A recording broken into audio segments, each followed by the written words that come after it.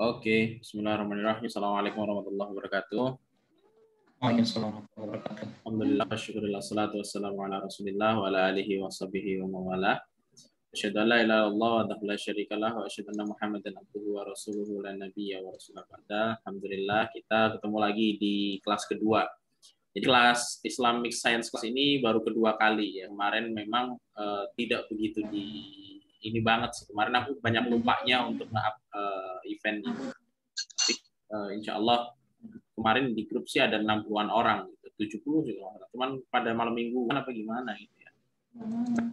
Padahal tema ini tema yang sangat menarik buat aku sebenarnya. Karena kalau kita lihat ya kemunduran kaum muslimin di masa 1924 itu kan kalau kita lihat di beberapa literatur termasuk di kitab yang ditulis oleh Syekh Taqiyuddin An-Nabhani, Abdul Qadim Zalum, salah satu kemunduran berpikir kaum muslim adalah salah satu penyebab kemunduran dan lemahnya kaum muslimin adalah mundurnya taraf berpikirnya kaum muslimin. Bahkan kalau berisik nggak aku ya? Hujan di sini? Nggak ya, insya Allah ya. Nggak terlalu berisik sih. Paling juga sedikit putus-putus.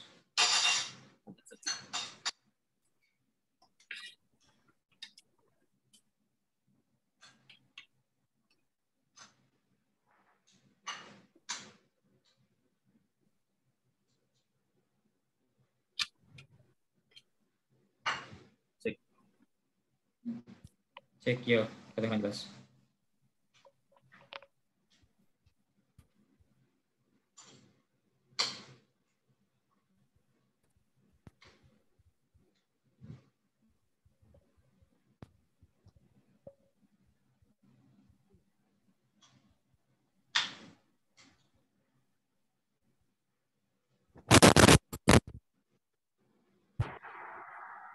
Kalau gini berisik nggak ya? Hujan soalnya ya? Nggak berisik kok. Oke. Kita lanjut ya. Jadi salah satu yang pernah saya dapat ceritanya dari adalah ada dua kutub ekstrim gitu kan dalam dari pendapat kaum muslimin, yaitu adalah orang yang kemudian mengambil semuanya dari barat. Jadi semua yang ada dari barat itu diambil semuanya, bahkan dengan teknologinya, kemudian pemikirannya, itu semuanya pokoknya diambil. Ada kemudian kutub ekstrim berikutnya adalah mereka yang kemudian menolak semuanya, bahkan dalam satu sumber kemudian disebutkan bahwa mesin fotokopi aja ditolak gitu ya waktu itu. Jadi bagaimana kemunduran berpikir kaum muslimin itu menjadi salah satu faktor gitu ya kehancuran peradaban Islam. Nah, kali ini kita juga akan bicara tentang kemunduran sains kaum muslimin. Jadi kemunduran berpikir mungkin dari sisi sainsnya yang akan kita bahas bersama dengan Mas Andika Dwijayanto. Assalamualaikum Mas. Waalaikumsalam warahmatullahi wabarakatuh. Aku tuh dulu ngerencanain bikin podcast tentang nuklir belum jadi-jadi ya. santai aja. Udah mau sempat bikin tapi belum jadi lagi. Nah, kali ini baru ketemu lagi di Zoom. Baru pertama kali ini kita ketemu di Zoom. Kita akan ngebahas tentang itu kemunduran sains kaum muslimin. Yang nanti efeknya adalah tentang kemunduran peradaban Islam. Yang mana kalau kita nanti kembali mengingat untuk ingin mengembalikan lagi peradaban kaum muslimin, nah berarti kan faktor-faktor yang dulu menjadi kemunduran harus kemudian kita perbaiki. Sehingga kemudian pembangkitan itu benar-benar terjadi. Apakah seperti apa nanti pembahasan sainsnya? Kita langsung minta Mas Andika untuk menjelaskan. Oh nggak Mas Andika, silakan. Waktunya dibebasin aja lah. Mau berapa menitnya. Yang penting dituntaskan saja materinya. Ya. Kalau gitu izin bagikan layar ya. Boleh. Udah bisa ya? Oh udah jawab Mas. Iya. Apakah sudah terlihat? Oke, udah.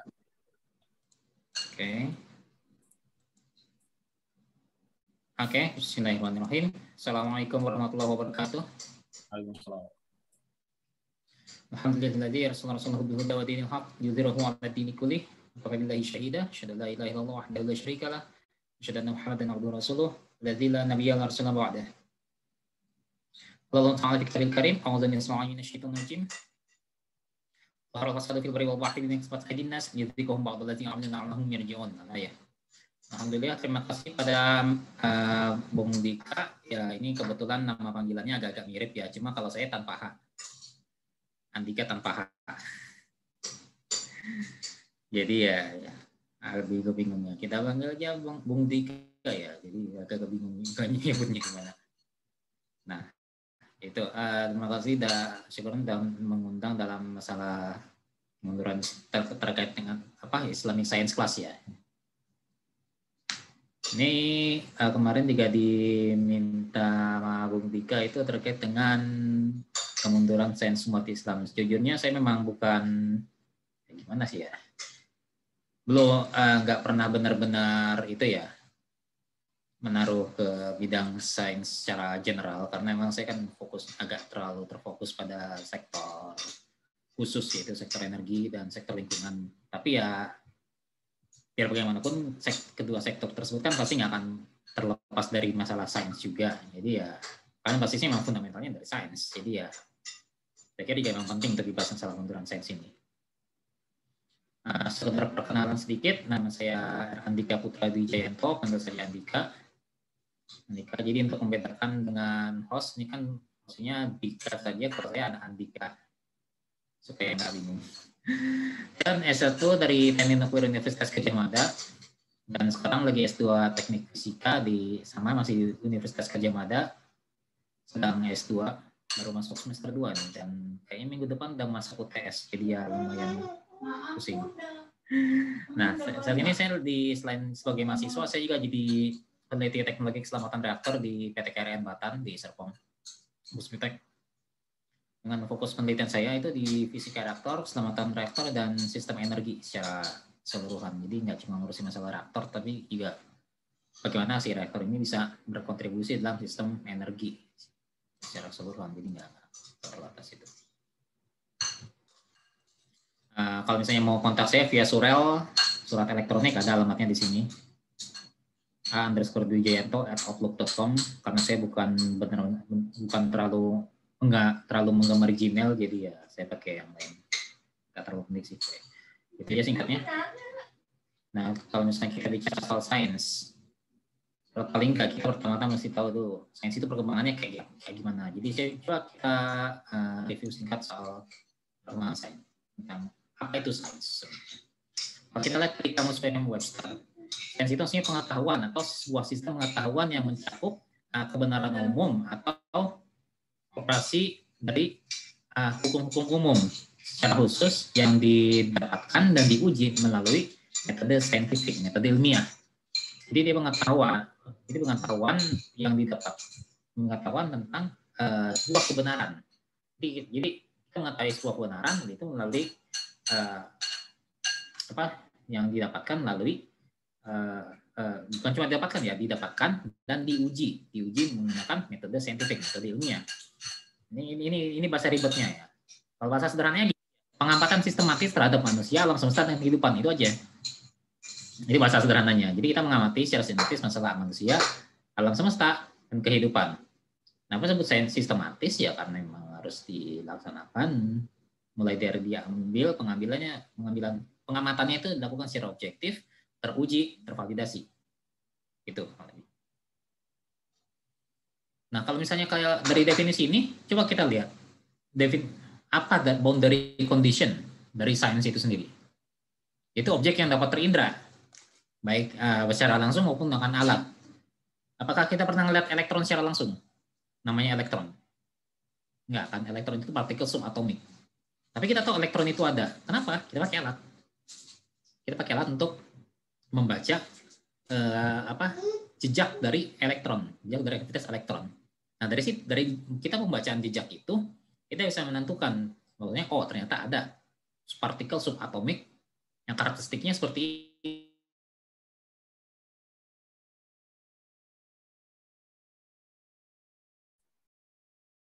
putus Mas Andika. Ya itu katanya. Iya, jadi kalau misalnya boundary condition science itu memang sesuatu yang bisa diindra saja, baik secara langsung maupun nggak langsung. Kalau misalnya kita bisa tahu adanya radiasi gamma, nah itu kita kan nggak bisa ngelihat, tapi kita bisa mendeteksinya melalui jejak dari radiasi gamma menggunakan alat. Nah itu pengamatan, itu terindra. Kalau misalnya bisa diindra secara langsung ya gampang. Fenomena yang bisa kita lihat pakai mata, nah itu objek dari sains. Gitu.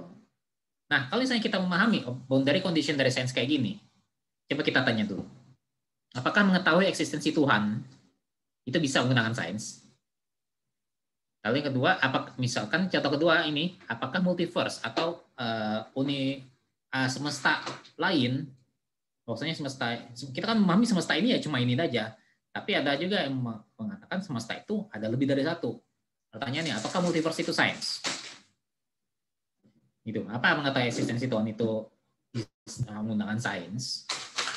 Lalu apakah multiverse itu sains, dan berbagai pertanyaan-pertanyaan lainnya.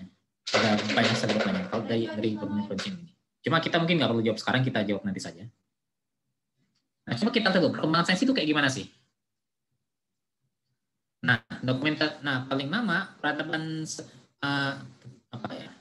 dokumentasi yang bisa ditemukan oleh orang-orang zaman sekarang tentang sains itu paling lama pada peradaban Mesir kuno dan Mesopotamia.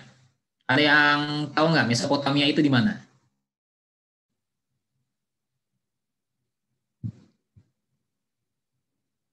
Halo? Irak. Masih bingung ya? Mesopotamia gini. Jadi Mesopotamia itu di sekitaran Irak. Ya. Mesopotamia itu ya Asia Tengah, sebenarnya lebih tepatnya adalah sekitaran Persia saat ini. Yaitu di sekitaran Irak. Tepatnya di sekitar, jadi Mesopotamia sekitar Irak, sekitaran Sungai Efrat. Sungai Efrat saat ini, nah sekitar situ lah peradaban Mesopotamia saat ini. Dan zaman dulu sekitar ya 4.000 tahun sebelum Masehi, artinya sekitar 6.000 tahun sebelum saat ini, sebelum tahun sekarang, itu memang peradaban manusia itu bermulanya di daerah-daerah sekitar sungai. Kenapa? Ya kan kuncinya di dari sungai ini sumber air oke untuk irigasi membuat kebiasaan manusia untuk nomaden, untuk berburu itu berkurang.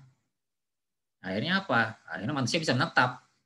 Nah, sana perkembangan peradaban sains itu peradaban itu bermula. Makanya sebutnya di Mesir kuno dan Mesopotamia itu yang pertama. Mesopotamia, peradaban Sumer gitu. Mesir kuno juga jelas karena di Mesir kan ada Sungai Nil ya. Jadi kuncinya ada Sungai Nil sama Sungai Efrat. Nah itu peradaban manusia zaman dulu memang berpusatnya pada sekitaran sungai. Lalu setelah era klasik seperti itu mulai berkembang lagi di era Yunani kuno. Yunani waktu itu masih di bawah Imperium Romawi Barat. Kemudian pengetahuan di Yunani kuno itu kemudian hilang sementara ketika Imperium Romawi Barat runtuh. Jadi terkubur itu pengetahuannya Yunani kuno.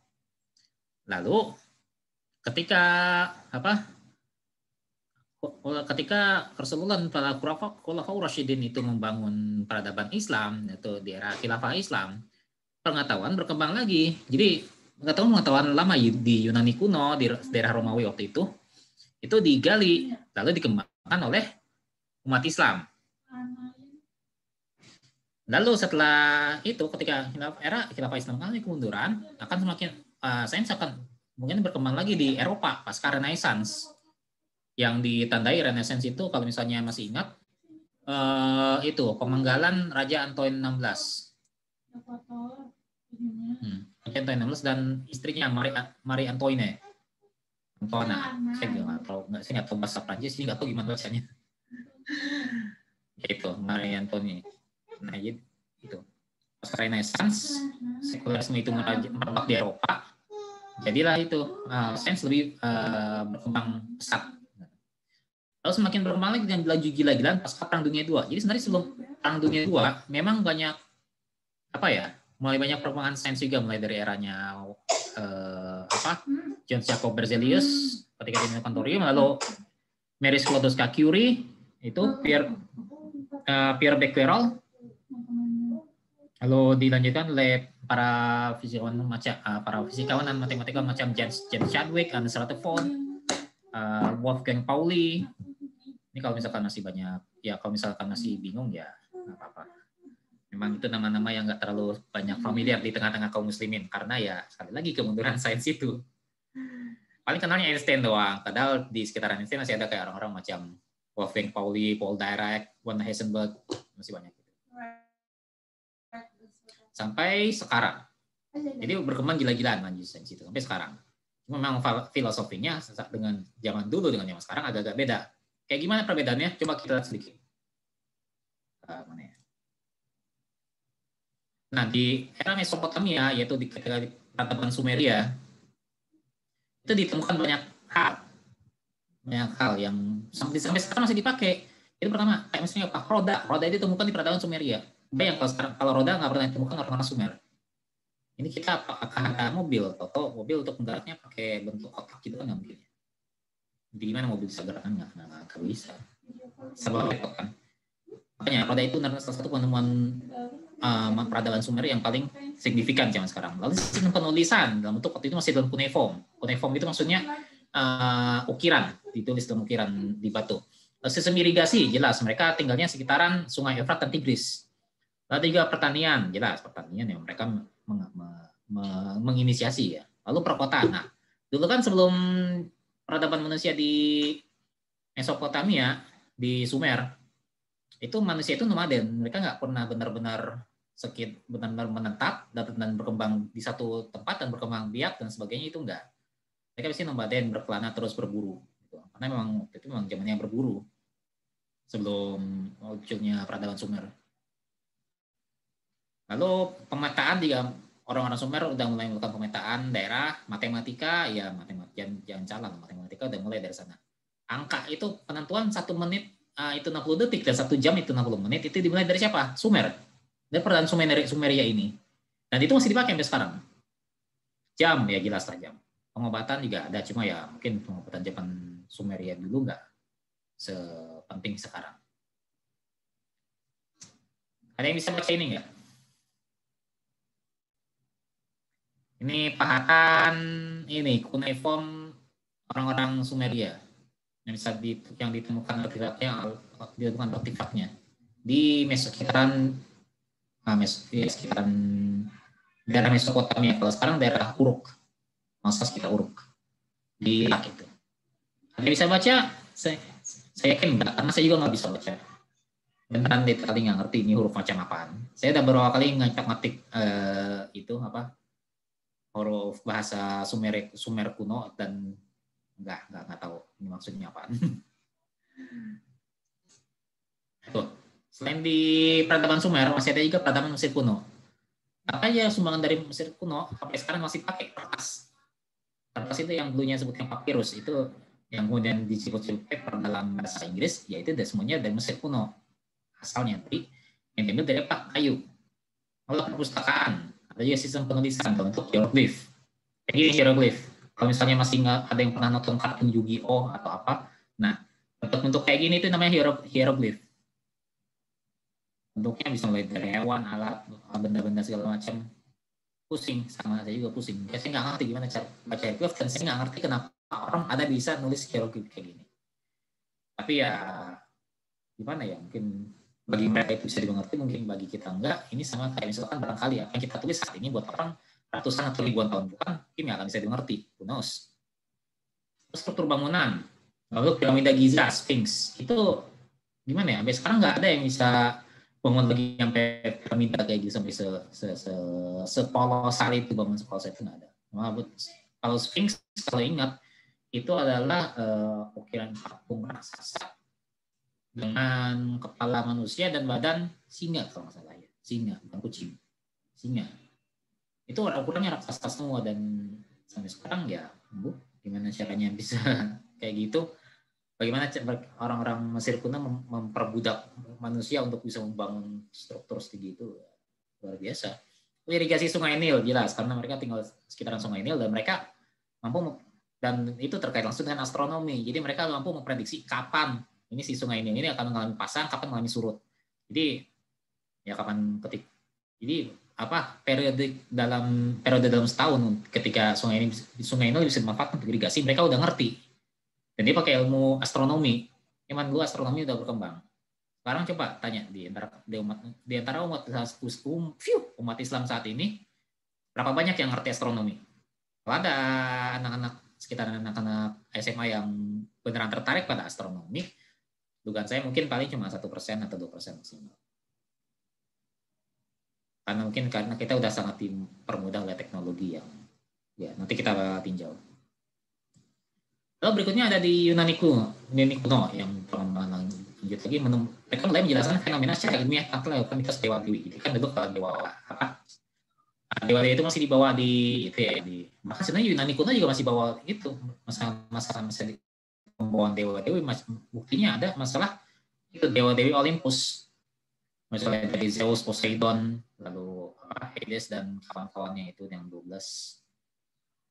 Nah, tapi sebenarnya itu di Mesir kuno juga udah memang dulu banyak melibatkan dewa-dewa seperti Ra, Osiris, Obelis ya. Ra, Osiris, terus Iris, terus Isis. Jadi Isis itu bukan Isis yang di Surya itu bukan, tapi Isis itu kayak dewi dalam mitologi Mesir kuno. Ada juga siapa lagi? Lupa. Lebih susah mengingat nama dewa-dewi di Mesir kuno daripada Olympus. Gitu. Nah, matematika astronomi itu jadi dikembangkan di eranya Mesir, di eranya Yunani kuno. Misalnya Pitagoras. Kalau misalnya masih ingat matematika Pitagoras itu untuk apa? Untuk mengukur garis miring dalam segitiga kan ya. Segitiga siku-siku biasanya paling gampang itu contohnya. Lalu masalah Apollonius itu yang astronomi. Lalu Euclid, geometri Euclidean ini lebih ngerti Bung Dika, ini geometri Euclidean itu masih dipakai sampai sekarang. Lalu Eratosthenes, ada yang tahu Eratosthenes itu siapa? Coba, siapakah itu Eratosthenes? Kalau misalkan ada yang belum tahu, Eratosthenes adalah orang pertama yang salah satu ilmuwan, barangkali ilmuwan pertama yang menyatakan bahwasanya bumi itu bulat. Jadi ketika orang-orang zaman dulu mengatakan mengira bumi itu masih datar, Eratosthenes sudah melampaui zamannya, dia mengatakan bumi itu bulat. Dan itu bisa dibuktikan. Dan dia punya pembuktian, dan kalau kita lihat dari perspektif sains modern, Eratosthenes punya pembuktian yang cukup solid untuk waktu itu. Lalu ada juga Ptolemeus. Kalau dalam bahasa Indonesia itu mengembangkan astronomi juga. Bukunya Almagest itu dipakai oleh peradaban Islam juga. Lalu menggunakan premis-premis logika, kayak misalnya silogisme dan sebagainya itu. Lalu filosofi juga mereka kembangkan, meskipun strictly speaking filosofi itu bukan sains. Ya beda ya, filosofi bukan sains. Mereka juga menggunakan masalah perpipaan, jam air, odometer dan sebagainya. Banyak teknologi yang dari Yunani kuno juga. Mungkin nggak terlalu banyak juga yang pakai sekarang, tapi mereka pada waktu itu ya lumayan lah. Lalu berikutnya di mana? Setelah Yunani kuno runtuh, khilafah Islam. Khilafah Islam juga menggunakan masalah sains dan teknologi, bahkan mungkin lebih maju daripada peradaban sebelumnya. Ya iyalah, maksudnya makin lama makin kesini pasti peradaban makin maju. Karena di matematika ada Al-Khwarizmi, Umar Khayyam, Banu Musa dan lain sebagainya. Al-Khwarizmi itu yang paling dikenal itu siapa? Apa produknya? Kitab Al-Jabr wal Muqabalah. Mana itu yang kita kenal sebagai operasi Al-Jabar. Ada yang masih ingat Al-Jabar seperti apa? Kalau lupa tanya Bung Dika, paling paham dia. Lalu fisika ada Hasan Ibnu Al-Haytham atau dikenal itu sebagai Al-Hazen. Saya dulu sering pakai nama inisial nama Tauria Al-Hazen dulu. Cuma sekarang sudah agak-agak males. Karena lebih sering pakai nama asli sekarang. Lalu Abu Rayhan Al-Biruni juga, ada Ibnu Sina. Ibnu Sina itu nggak cuma kedokteran, dia juga fisika. Ibnu Bajjah dan lain sebagainya. Ada kimia, ada Jabir Ibnu Hayyan, ada Ar-Razi, Zakaria Ar-Razi. Lalu astronomi, ada Al-Farghani, ada Al-Biruni, Al-Haytham. Al-Haytham juga harus astronomi, karena dia kan fisikawan dengan astronomi dengan. Lalu ada Nasiruddin Tusi, ada Shirazi, dan lain sebagainya. Di kedokteran, ada juga Ibnu Sina, ada Abu Qasim Az-Zahrawi, ada Ibnu Nafis. Ibnu Sina mungkin paling terkenal ya, meskipun sebenarnya banyak juga yang lain. Pokoknya seperti misalnya Az-Zahrawi dan Nafis itu. Lalu geografi ada Al-Biruni, Al-Idrisi, Al-Batani, Piri Reis. Piri Reis itu di daerah Utsmaniyah. Ada Ibnu Battuta yang kita kenal sebagai yang berkelana dengan jarak super jauh, itu berapa ratus kilometer. Nah, pertanian ada Adnawari dan lain sebagainya. Lalu setelah ketika khilafah mulai agak-agak menurun nih perkembangan teknologinya dilanjut oleh era post Renaissance di Eropa. Itu mulai dari fisika dan astronomi, dimulai dari Newton, apa mekanika yang kita kenal dengan mekanika Newton saat ini. Terus yang masalah gravitasi itu Newton yang merumuskan. Lalu dalam Nikolaus Copernicus tentang heliocentrisme, ada Johannes Kepler juga yang membantah Copernicus. Galileo, ada Galilei yang juga yang ya satu haluan dengan Copernicus. Ada Snellius, ada juga itu Richard Huygens, banyak. Ada juga yang merumuskan metode eksperimental, yaitu Francis Bacon. Meskipun sebenarnya metode eksperimental itu sudah diajukan dulu di era peradaban Islam. Lewat siapa? Ibnu Al-Haytham atau Al-Hazen. Itu Al-Hazen sudah merumuskan metode eksperimental sekitar 500 tahun lebih dulu ketimbang Eropa sebenarnya. Tapi kalau di Eropa sendiri, yang eksperimental itu Francis Bacon. Tapi ini Bacon ini bukan Bacon daging babi itu ya, bukan. Tapi memang orang-orang Inggris kadang agak aneh kalau ngasih nama. Kalau kedokteran juga ada di era Vesalius dan William Harvey, itu biasanya tentang operasi dan bedah. Lalu biologi ada Anthony van Leeuwenhoek, kalau misalkan masih ingat pelajaran SMP atau SMA gitu ya, itu yang menemukan tentang mikroskop ya. Lalu di bidang teknik yaitu mesin uap James Watt. Jadi James Watt itu sebenarnya yang bukan menemukan mesin uap, tapi dia cuma menyempurnakan konsep mesin uap. Tapi karena konsepnya James Watt lah yang dipakai, ya sudah, jadi yang kasih kredit di James Watt-nya bukan penemu aslinya. Gitu. Nah, era perang dunia sampai sekarang ada relativitas umum Einstein, jadi yang kemudian membantah mekanika klasiknya Newton. Makanya sampai sekarang masalah bisa ditemukannya tahun 2020 kemarin, 2019 ya, Pak. Black hole, lubang hitam.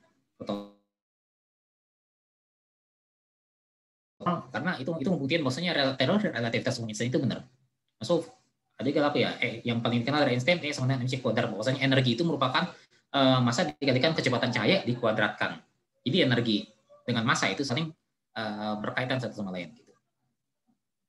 Masih ada juga, lalu ada juga fisika nuklir. Nah, fisika nuklir itu mulai berkembang sebenarnya sebelum Perang Dunia II, tapi memang paling dikembangkannya itu ketika ya Perang Dunia II. Tujuannya apa? Ya pembuatan senjata nuklir. Itu aja. Dan sebagai catatan, mayoritas ilmuwan yang menemukan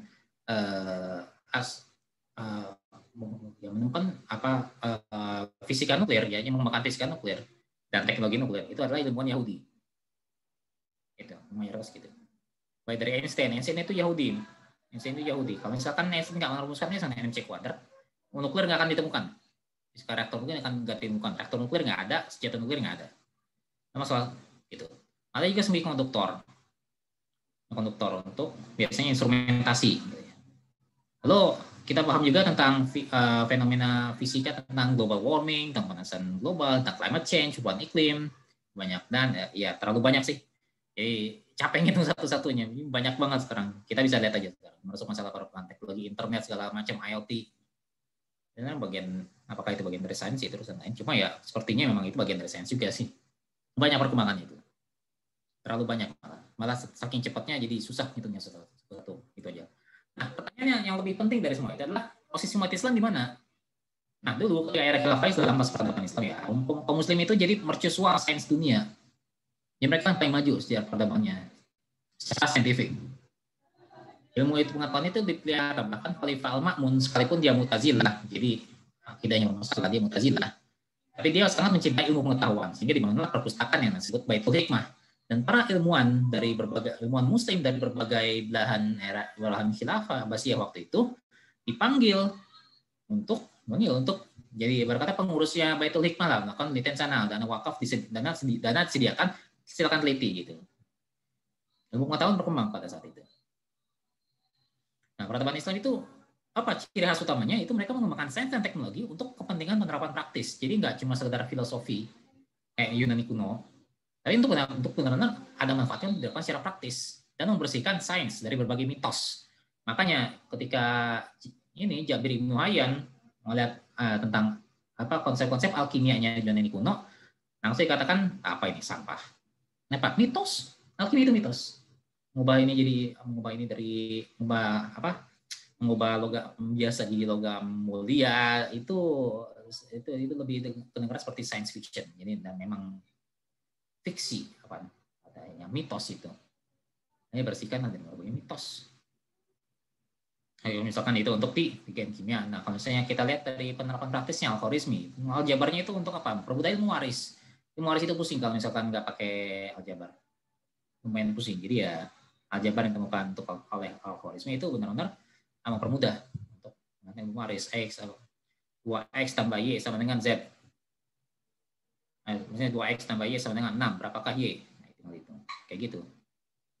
Al-Haytham merupakan fisika optik dan metodologi ilmiah. Nah, pertama metodologi ilmiah ini jelas dia 500 tahun lebih dulu dari Francis Bacon, yang mana hipotesis itu harus didukungkan eksperimental, untuk bisa membuktikan bahwa hipotesis tersebut benar. Gitu. Al-Haytham sudah mendorong itu sejak awal. Dan merumuskan fisika optik. Fisika optik mulai dari kacamata. Ini saya pakai kacamata, dan lensa kacamata ini ya udah dari sejak zaman SMP dan sampai sekarang minusnya nambah dulu. Dan ini konsep dasarnya adalah apa yang dikembangkan oleh Al-Haytham. Ini kalau Al-Haytham nggak menemukan nggak mempelajari fisika optik dan menemukan fenomena optik, mungkin saya akan menderita sekali karena minus yang sangat parah. Plus kita bisa bertemu di Zoom ini dengan bisa menampakkan gambar satu sama lain dan pada orang-orang pada swafoto, selfie segala rupa. Itu dari Al-Haytham juga. Kenapa? Fisika optik prinsip dari kamera obscura. Itu sebagai pemantulan bayangan gitu. Dan prinsip itulah yang kemudian dipakai saat ini di kamera. Gitu. Jadi besar sekali kontribusinya Al-Haytham, termasuk berkontribusi besar dalam makin merajalelanya anak-anak lain di TikTok, meskipun ya itu bukan salah Al-Haytham sendiri. Itu salah orang yang menggunakannya. Al-Idrisi merancang globe dan pemetaan jelas globe dunia untuk paling enggak kan menurut globe jelas sama pemetaan. Jadi pemetaan yang lebih detail lah. Kalau misalkan dulu kan pemetaan agak regional, ini lebih luas lagi Al-Idrisi lakukan. Dan karena namanya juga globe, ya berarti bulat dong. Jadi pada saat itu orang Islam udah ngerti bulat. Bumi itu bulat, nggak datar, apalagi segitiga, apalagi kayak donat. Ya. Al-Biruni juga mengukur kebulatan bumi. Jadi menggunakan metode trigonometri. Setelah itu, Al-Biruni berhasil mengukur diameter bumi secara presisi, mirip dengan apa yang ada sekarang. Jadi perbedaannya paling cuma 0, sekian meter doang, 0, sekian kilometer doang, sedikit sekali. Nah, ini memang tingkat akurasi Al-Biruni waktu itu tinggi, padahal itu pas tahun berapa? Tahun 1000 Masehi kalau nggak salah. Luar biasa kan? Sekarang tahun berapa dari Masehi? 1000 tahun lalu. Dan bisa ngukur secara akurat. Sekarang anak-anak SMA suruh mengukur bulatan bumi, bingung. Saya disuruh mengukur bulatan bumi juga bingung karena saya basisnya bukan matematika dan geografi murni. Ini basisnya fisika nuklir, secara nuklir engineering. Kalau tanya masalah fisika atom, ya oke. Jelasinnya oke. Cuma kalau tanya tentang masalah bumi ya ribet juga. Nah, waktu dulu juga karena waktu itu kan kertas sudah nyampe ke Cina, jadi waktu itu belajarnya ke Cina untuk belajar sains dan teknologi, yaitu belajar membuatkan kertas. Jadi kertas itu diadopsi di Cina gitu. Untuk keperluan apa? Ya, nulis kitab. Kalau nggak ada kertas kan susah kita nulis kitab. Kalau kita perlu lama nggak terkonserv sampai sekarang. Dan Messi untuk persenjataan jihad, ya Messi juga ke Cina udah ada. Jadi diadopsi oleh kita juga oleh kaum muslimin untuk persenjataan dalam jihad. Dan mengadopsi sistem irigasi dan drainase untuk pertanian dan pencegahan banjir. Jadi contohnya ketika di Andalus, kota-kota di Granada, di Sevilla itu sangat bersih, rapi, nggak bebas banjir karena sistem drainase dan irigasinya bagus, pengairannya bagus. Nggak pernah banjir, bersih sekali kotanya. Bandingkan dengan kota-kota di Eropa lain yang nggak usah jauh-jauh lah, di Paris aja orang kalau buang air besar itu di jalannya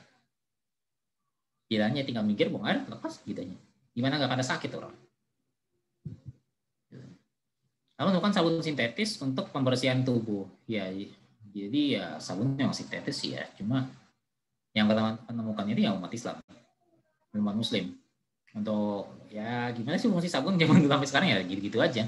Kalau zaman dulu kan orang Eropa enggak, mereka kalau misalnya mau mandi ya bersih-bersih ya pakai bunga, mandi bunga gitu loh, pakai bunga untuk supaya wangi. Tapi yang nggak bersih, yang bersih yang pakai sabun dengan sabun yang dikembangkan oleh umat Islam ya lebih bersih lagi gitu. lalu mereka juga menemukan proses pembuatan gula dari tebu. Jadi dulu orang pemanis pakai biasanya madu, sekarang bisa pakai gula. Gitu. Kata sugar di bahasa Inggris ya artinya gula, itu dari kata sukar dari bahasa Arab. Yang sekarang mungkin lebih dekat lagi kurma sukari. Nah itu. Nah, mungkin kenapa sebutnya kurma sukari? Mungkin karena manisnya udah kelewatan. Gitu. Tapi gimana sekarang? Itu dulu. Kalau sekarang gimana? Nah, kontribusi umat Islam di dunia sains teknologi pada saat ini cenderung rendah. Mayoritas penemuan saintifik itu berasal dari negara tangga maju. Contohnya apa? Amerika Utara. Biasanya terdiri dari Amerika Serikat dan Kanada. Biasanya Meksiko dilupakan. Nah, Eropa. Biasanya Eropa Barat ya. Biasanya berpusat di Inggris, Jerman, Belanda, Prancis, Swedia, Italia, Swiss. Di sekitaran itulah. Lalu di Rusia, ya Rusia. Lalu di Asia Timur seperti Cina, Jepang, Korea Selatan, Korea Utara nggak termasuk. Ini biasanya banyak penemuan saintifik berasal dari negara sana. Bahkan ini saya belakangan ini kan lagi riset tentang teknologi namanya molten salt reactor, jadi reaktor garam lebur, reaktor nuklir ini. Dan memang mayoritas referensi saya itu dari Cina. Kenapa? Karena mereka yang lagi riset soal itu di sana. Mereka lagi intensif sekali riset di sana. Mereka publikasinya bertumpuk sekali, bahkan menemukan ide-ide yang saya nggak kepikiran di sana. Luar biasa kan? Dan lebih buruk lagi, umat Islam banyak mengalami kemunduran pola pikir dan pola sikap terhadap sains, khususnya di Indonesia. Jadi ya udah cenderung kontribusi terhadap sains itu rendah, kemunduran pola pikir, pola sikap terhadap sains juga terjadi. Ini kita coba lihat nih. Ini data dari, ini saya coba ngambil data dari Simago. Ini apa ya? Pengindeks kategorisator dari Scopus. Scopus itu pengindeks jurnal nasional reputasi ilmiah. Kita lihat dari negara-negara ini 10 besar yang paling banyak melakukan publikasi ilmiah. Apakah ada negara yang mayoritas Muslim? Coba kita lihat Amerika Serikat, Cina, Inggris, Jerman, Jepang, Prancis, Italia, Kanada, India, Australia. Oh, nggak ada ternyata. Di 10 besar nggak ada tuh negara mayoritas Muslim. Coba kita lihat lagi. Oke, kita lihat dari peringkat 11, Spanyol, Rusia, Korea Selatan, Belanda. Oh, Belanda kecil-kecil negaranya mereka produktif ya. Apa kabar Indonesia? Brazil, lalu Swiss, Polandia, Swedia, Taiwan, dan ada dianya, Turki nih. Peringkat 20. Dokumen yang terindeks Scopus ada 639.659 dengan total citasi itu 7.019.581 citasi. Banyak enggak juga sih. Tapi ya patut dilihat kalau misalkan citasi per dokumennya ya lumayan lah, sekitar 10,97, lebih banyak kepada Rusia. Meskipun lebih rendah dari katakanlah Taiwan dan Polandia sekalipun, ya memalukan juga sih. Coba kita lihat dari peringkat berikutnya, kita lihat ada Iran kedua Turki. Dengan total citasi 5.509.706 dengan citasi dokumen 9,48. Enggak terlalu mengesankan sih. Jadi, gitu. Lalu berikutnya kita lihat ada negara imajiner. Nggak ada ternyata 30. Kita lihat lagi. Lalu ada Malaysia di peringkat 33. Total ada 325.000 dokumen dengan 2.737.541 citasi. Dengan citasi per dokumen 8,41. Nggak terlalu gede juga ternyata. Kita lihat peringkat 37 ada Mesir. Total citasinya ada 2,4 juta dengan citasi per dokumen jelas 1,8, lumayan lah. Lihat ada. Lanjut lagi.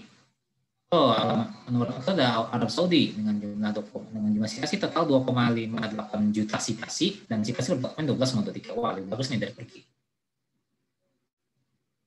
Lalu kita lihat lagi ada apa lagi di sini, ada Pakistan di peringkat 45 dengan 1,6 juta citasi dan citasi per dokumen 9,09. Lalu kita lihat di sini rupanya Indonesia di peringkat 47 dengan citasi total cuma 793.905.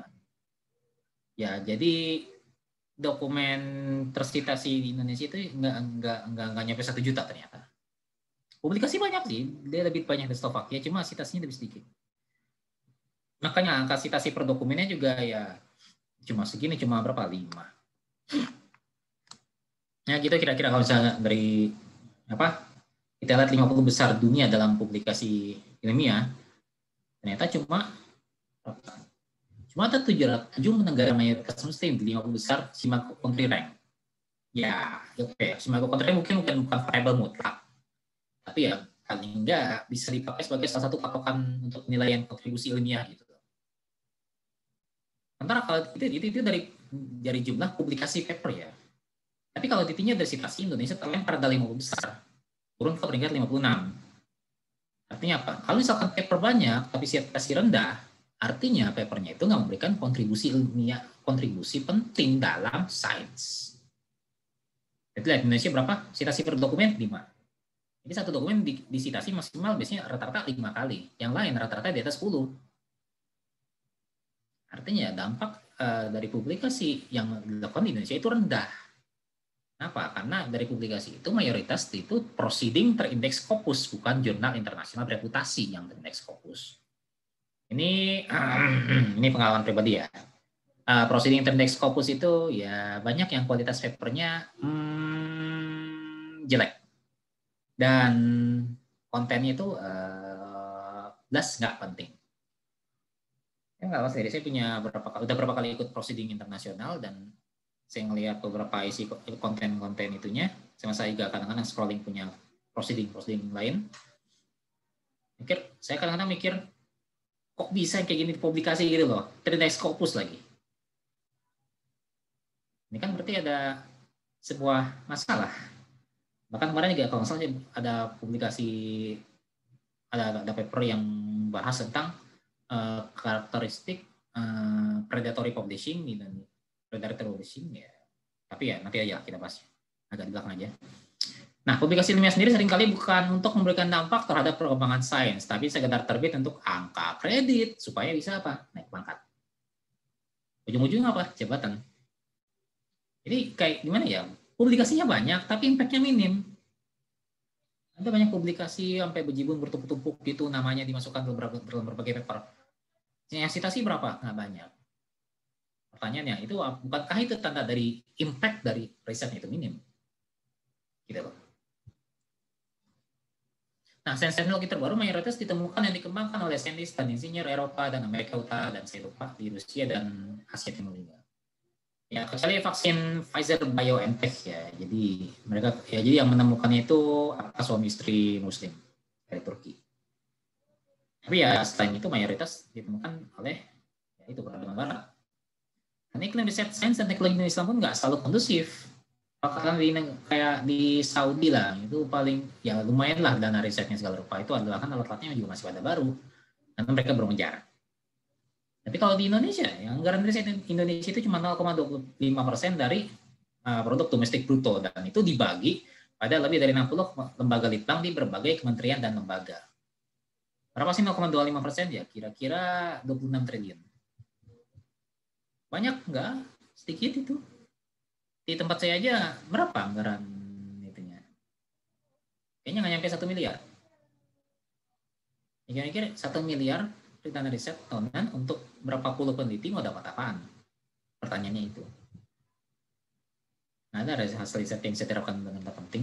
Kesannya mungkin gede ya 1 miliar ya, tapi kalau misalkan ketika kita udah terjun di litbang, kecil itu 1 miliar. Jadi besar kecilnya itu tergantung dari perspektif juga.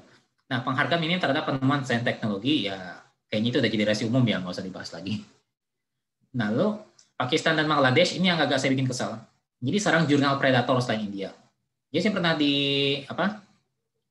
waktu ada pelatihan pengelolaan jurnal ilmiah, asesor dari Kemenristek Dikti waktu itu mengatakan untuk menghindari publikasi di jurnal IPB. Maksudnya apa? India, Pakistan, Bangladesh. Itu jauhi. Kenapa? Banyak jurnal predator. Mereka menawarkan publikasi ilmiah dalam waktu cepat dengan bayaran tertentu.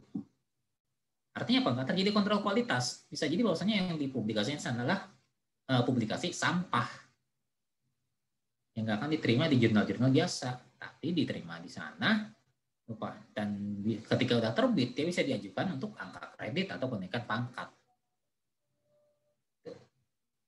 Dan Pakistan dan Bangladesh kena getahnya seperti India. Karena kita tahu Pakistan dan Bangladesh itu negara mayoritas Muslim. Lupa. Jumlah SDM peneliti rendah dan kapabilitas lead banknya, saya nggak mau jelasin lebih lanjut, ntar masalah. Lalu usaha mengejar jadi ya gimana ya, usaha mengejar ketertinggalan ini lumayan berat. Maksudnya kalau di bidang saya kan teknologi nuklir. Saat ini saya mau riset macam-macam, itu susah karena apa? Alat risetnya nggak ada. Alat risetnya itu kan saya komputasional, jadi memang proses komputasi. Tapi perangkat lunak untuk itu nggak ada. Kalau kita mau ngomongin code sendiri, sumber daya manusianya nggak ada. Gimana kita yang ngejar ketertinggalan kayak gitu? Susah kan? Lalu saat ini umat Islam banyak yang terjebak dalam hoax, pseudoscience, dan junk science. Jadi gini, junk science itu beda dengan pseudoscience. Kalau pseudoscience itu terkesan sebagai sains, tapi bukan sains. Kalau junk science itu memang bungkusnya itu sains, tapi sebenarnya dia sampah. Biasanya junk science ini kalau saya melihat banyak terkait dengan evolusi. Nah, di satu sisi ada umat Islam yang ibaratnya mensetankan sains. Nah, akibatnya jadi apa? Penganut bumi datar. Dianggapnya bumi itu datar. Ketika 1000 tahun lalu Al-Biruni udah bilang bumi itu bulat. Lalu sekarang bilangnya bumi itu datar. Kita melewat elit global. Emang elit global dapat untung apa dengan menyembunyikan bumi datar? Untung apa mereka? Nggak ada. Lalu pada jadi anti vaksin. Vaksin itu konspirasi melemahkan generasi. Vaksin itu produk Yahudi, padahal Israel itu paling gencar vaksin COVID sekarang. Dan vaksin itu yang jadi kewajiban bagi anak-anak di Israel. Ya gimana? Maksudnya Israel itu banyak mayoritas Yahudi, dan Yahudi itu adalah orang-orang paling takut mati. Mana mereka nggak ketakutan dengan COVID. Makanya mereka yang paling gencar vaksin. Kalau misalkan vaksin itu ditujukan untuk memusnahkan umat Islam, memusnahkan umat manusia, ya tinggal tunggu aja bentar lagi Israel juga hancur. Tapi apakah gitu kan enggak? Nanti pengobatan modern akhirnya apa? Jadi pada ya alternatif gitulah, model herbal atau kiropraktik atau mungkin istilahnya ada yang model-model pengobatan yang mengklaim akhir zaman gitu. Yang cuma pelintir-pelintir tulang doang, punggung.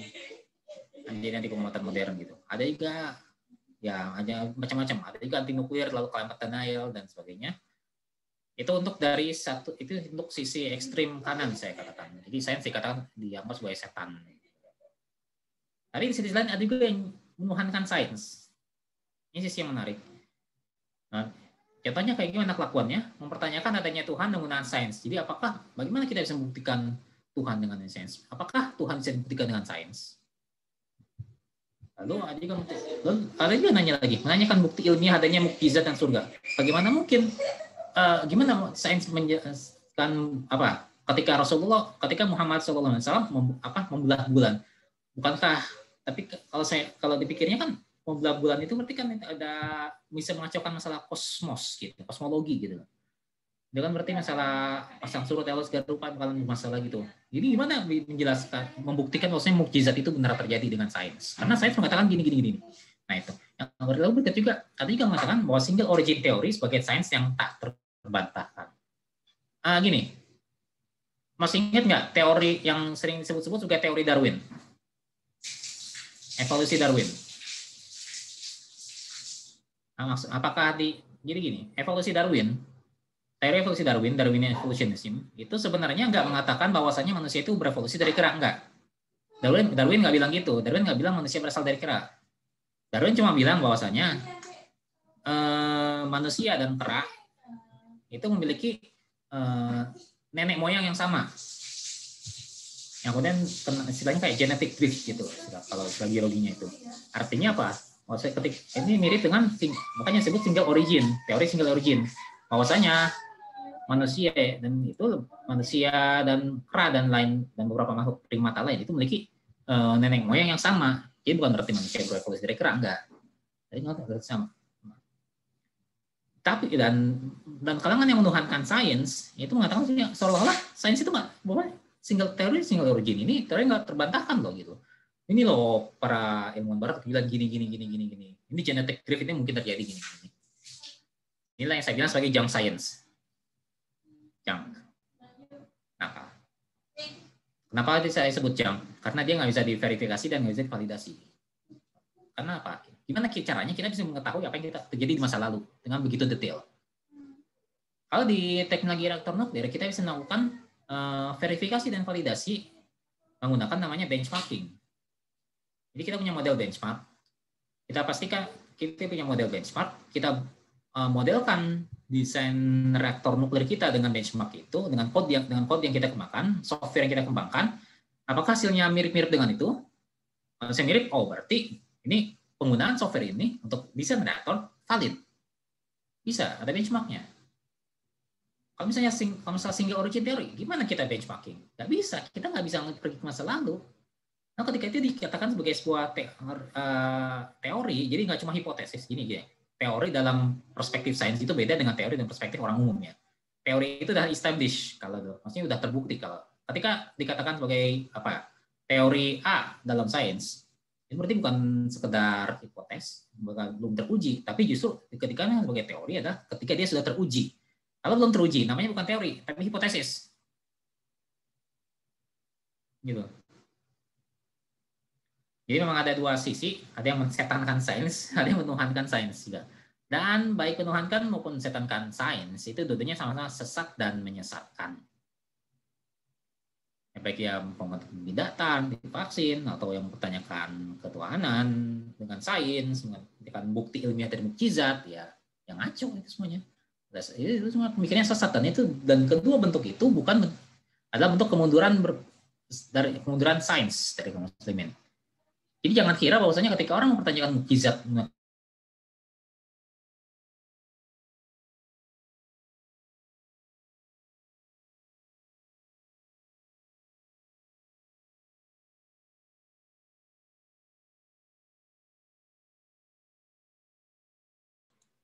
maaf, sepertinya terputus ya tadi. Oke.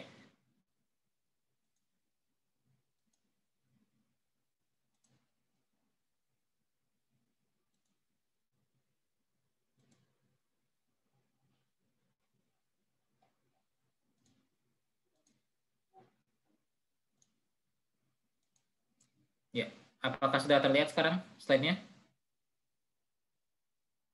Ya, udah Mas, kelihatan. Oke, siap. Ya, jadi gitu. Bahwasanya ya baik karakteristik yang menuhankan maupun mensetankan sains sama-sama sesat dan menyesatkan. Ketika seseorang menuhankan sains, artinya dia secara akidah pun sudah bermasalah ya. Secara akidah sudah bermasalah. Pertama, yang kedua adalah menganggap absolut sesuatu yang nggak absolut. Sains itu kan objek pengamatannya terindra baik secara langsung maupun nggak langsung. Nggak langsung.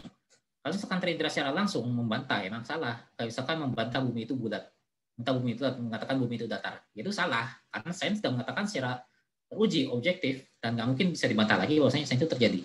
Termasuk mengatakan perubahan iklim, climate change itu hoax. Itu nggak bisa diterima karena emang sudah ada konsensus ilmiah bahwasanya climate change itu benar terjadi. Itu udah nggak bisa dibantah lagi. Tapi dalam berbagai hal yang memang nggak belum memiliki kepastian tinggi, itu kita nggak bisa mengatakan itu sebagai satu absolut. Kayak misalkan teori evolusi sekalipun dia berkembang.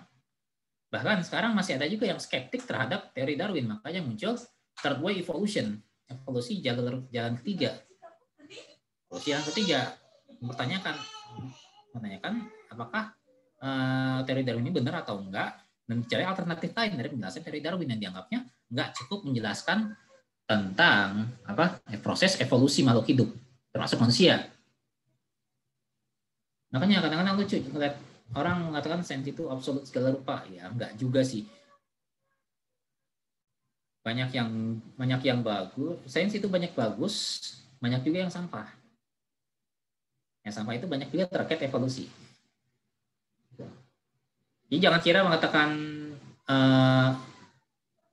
melibatkan sains dalam segala rupa termasuk teologi itu bentuk kemajuan berpikir sains, enggak. Itu bentuk kemunduran berpikir sebenarnya.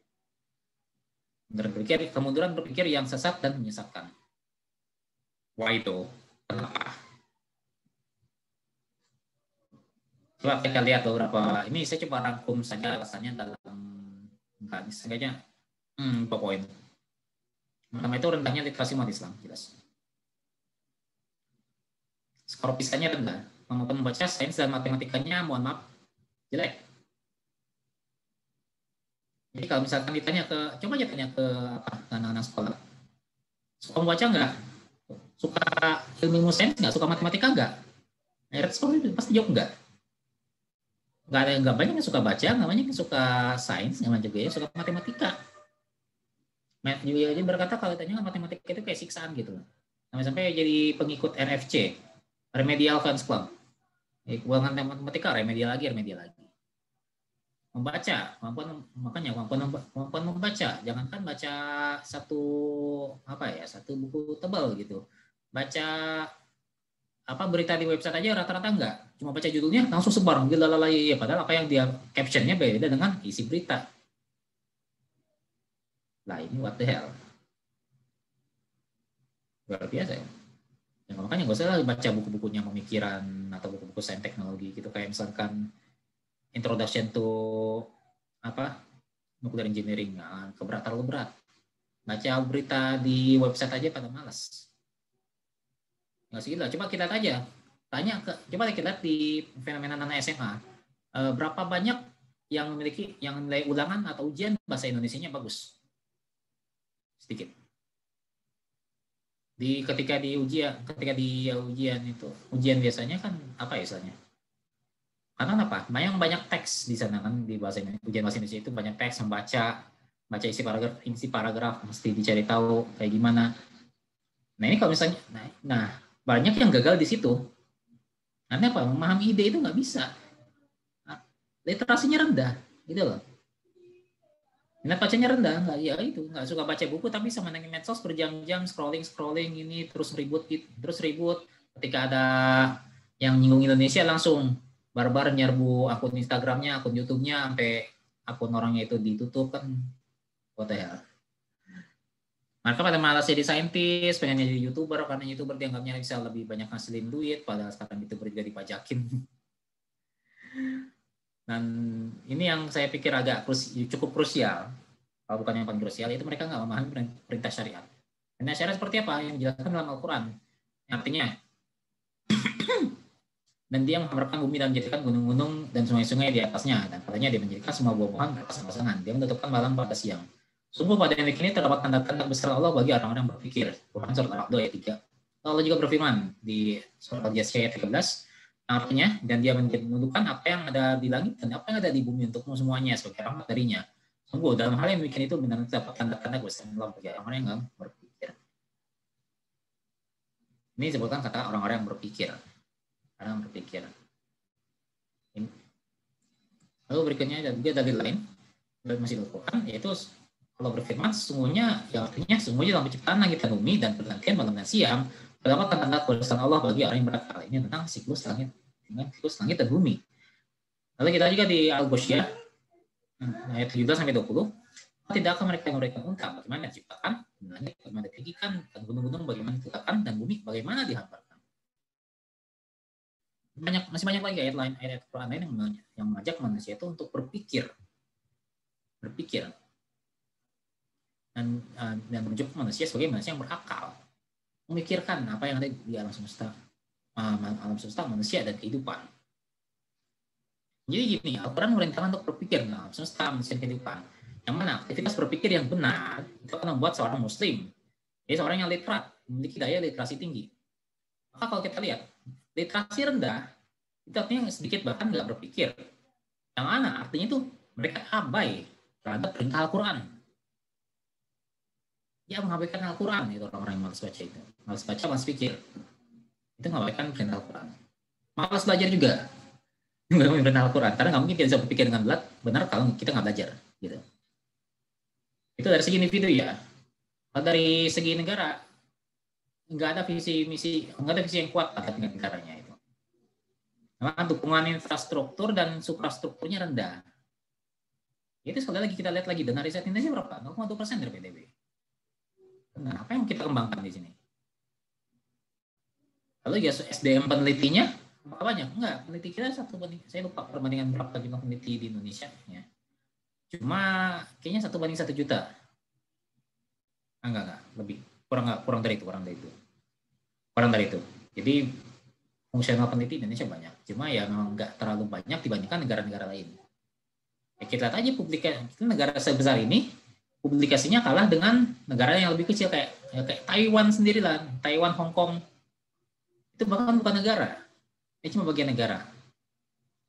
Hong Kong maksudnya. Tapi publikasi mereka lebih banyak daripada kita. Kan apa itu maksudnya? Karena memang nggak didukung baik dari SDM-nya maupun dari SDM materialnya nggak ada. Nggak banyak dukungannya. Kita sendiri senang jadi konsumen ke yang produsen. Karena gini, investasi bidang sains itu mahal. Belum tentu berhasil pula. Ini kalau berhasil, kalau misalnya berhasil, alhamdulillah bisa dikomersialkan. Tapi kalau misalkan gagal, hilang itu duit. Makanya pada malas investasi di sana dan yang berkata anggaran penelitian itu dianggap sebagai beban, bukan sebagai aset. Dianggap sebagai anggaran belanja. Anggaran belanja itu berarti menganggap itu sebagai beban, bukan aset. Artinya penilaian terhadap sains teknologi masih rendah. Lebih senang jadi kan ya itu, jadi lebih senang jadi konsumen akhirnya kan. Penting tinggal beli teknologi ini. Bukan kita mengembangkan alat teleconferencing sendiri malah pakai Zoom gini. Ya sebenarnya bagian dari ini kita pakai Zoom di sini juga masih bagian dari lebih sering dari konsumen itu dibanding produsen. Gitu. Bukan salah kita juga sih. Memang iklimnya nggak mendukung. Pendidikannya berorientasi nilai, ya itulah. Nilai jadi segalanya gitu. Segalanya. Jadi apapun dihalalkan demi nilai. Apakah dia ngerti atau enggak itu urusan belakangan. Nah, itu masalah. Low curiosity. Jadi rasa penasaran itu rendah, nggak penasaran terhadap fenomena tertentu gitu. Sains gitu nggak banyak itu. Padahal kekuatan penelitian sains itu kalau misalkan orang memiliki rasa penasaran, curiosity yang tinggi. Nggak bisa kalau misalkan orang nggak punya rasa penasaran terus bisa berkontribusi bidang sains, mustahil. Kalau cuma pengen yang receh-receh itu cuma buat publikasi angka kredit doang, bukan buat pengembangan bidang sains, gitu aja intinya. Lalu kompetensi dari pengelola negara yang ya nggak usah dibahas, kita tahu sendiri lah kayak gimana. Yang kalau dari atasnya udah busuk, gimana bawahnya bisa benar? Nah, terus gimana kira? Gimana cara kita memajukan sains di kaum muslimin? Jadi gini, perlu ditekankan di awal sekali bahwa memajukan sains umat Islam membutuhkan usaha level negara. Jadi tanpa keseriusan negara, umat Islam cuma akan jadi pengekor di bidang sains teknologi. Kenapa? Karena kan negara itu yang punya kekuasaan untuk mengatur, memberi anggaran, memberi dukungan segala rupa pada pengembangan sains dan teknologi. Negara yang punya resource-nya. Tapi kalau negaranya itu nggak serius mengalokasikan resource sumber daya untuk pengembangan sains dan teknologi, kita bisa apa? Itu pertanyaannya. Karena itulah usaha memajukan penguasaan sains umat Islam tanpa melibatkan negara itu adalah usaha sia-sia. Maksudnya sia-sia di sini adalah sia-sia kalau kita berharap perubahan besar. Kecil bisa, besar nggak bisa. Nah, pertanyaan bagaimana membuat negara mau memajukan sains? Nah, ini pertanyaannya bisa kita diskusikan. Oke, wallahu a'lam bishawab. Jadi demikian yang bisa saya sampaikan pada pertemuan pada episode kali ini. Monggo berikutnya mungkin ada diskusi. Tapi sebelum itu gini, perlu ada ini ya. Ini saya kebetulan nemu tadi, ini salah satu contoh contoh yang saya temukan tadi sore atau siang gitu ya, tentang betapa buruknya literasi orang Indonesia. Coba lihat di sini. Begitu saya nggak sensor ini karena mereka perlu dipermalukan memang. Tentang opini tentang bocornya PLTN yang menewaskan 20.000 orang. Gini, saya ngurusi masalah, saya sudah mempelajari Fukushima itu sejak sebelum saya kuliah tahun 2011. Dan saya nggak benar dari tahun 2011 sampai sekarang, hampir 10 tahun, saya nggak tahu di mana ceritanya kecelakaan PLTN Fukushima Daiichi menewaskan 20.000 orang. Yang menewaskan 19.000 orang ya, bukan 20.000 orang. Ini 20.000 orang tidak salah lagi. Itu adalah tsunami Tohoku, bukan kecelakaan PLTN. Kecelakaan PLTN Fukushima Daiichi nggak bikin satupun orang tewas. Paling cuma satu orang luka-luka, ya wajar lah. Maksudnya dalam usaha mitigasi radioaktivitas. Cuma kalau yang mati nggak ada sama sekali. Ini ngarang dari mana? Riset dari mana? Sampai ada opini yang jadi sampah intelektual seperti ini. Berarti kan ini juga literasinya jelek sekali. Ada porsi bagian. Saya nggak tahu sih ini Muslim atau bukan yang Indonesia. Cuma ya karena mayoritas Muslim saya beranggapan Muslim. Indonesia itu mayoritas Muslim, saya beranggapan Muslim. Ini riset dari mana? Kalau misalkan membedakan antara tsunami Tohoku dengan kecelakaan PLTN Fukushima Daiichi aja nggak bisa, saya nggak bisa berharap banyak terhadap kapasitas literasi ini ya. Kapasitas literasi umat Islam khusus literasi di Indonesia lah gini. Ya gitu aja sih yang perlu saya sampaikan. Mungkin saya kembalikan ke host.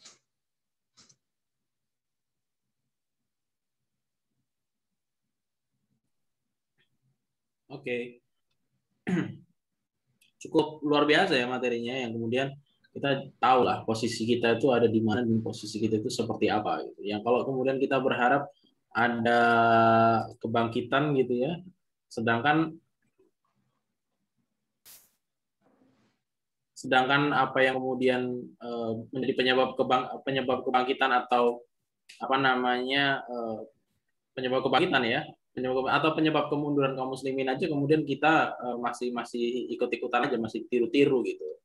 Nah, ini kan menjadi menjadi sesuatu yang cukup ironi lah gitu ya. Apalagi kadang-kadang bahkan orang bahkan dengan semangat yang sangat luar biasa ya, biasanya itu ya mungkin dengan inilah, mungkin dengan niat yang baik atau kemudian ketidaktahuan gitu. Tapi kenapa nggak mau belajar juga gitu. Nah, itu kan juga sih problem kita gitu ya, nggak tahu tapi dikasih tahu ngeyel juga gitu.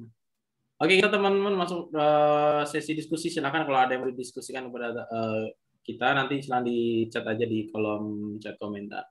Nah, aku mau nanya nih Mas Andika. Jadi justru sebenarnya kalau pembahasan sains itu kita mulai dari pembahasan akidah aja udah bahas sains kan sebenarnya. Kalau kita diminta kan kita kan bagaimana kita membuktikan adanya Tuhan itu ya sederhana lah. Sederhana. Cuman kalau kita mau berpikir lebih jauh lagi kan ya harusnya dengan berkembangnya sains juga banyak orang-orang yang kemudian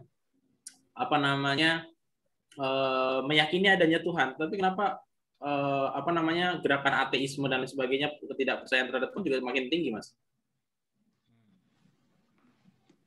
Oke, masalah ateisme ini kayaknya cukup menarik juga. Karena itu artinya orang-orang itu nggak benar-benar literat. Jadi gini, ada double illiterate. Yang pertama, illiterate terhadap syariat, terhadap Islam. Kedua, illiterate terhadap sains itu sendiri. Jadi gini, kalau misalkan, jadi memang ada dua pandangan terhadap sains. Yang pertama menganggap sains itu sebagai ontologi, yaitu the beginning of everything. Jadi memang sains itu menjelaskan segala sesuatu. Ketiga menyatakan sains itu sebagai epistemologi. Maksudnya sains itu adalah bagaimana menjelaskan sesuatu. Bagaimana saya menjelaskan sesuatu.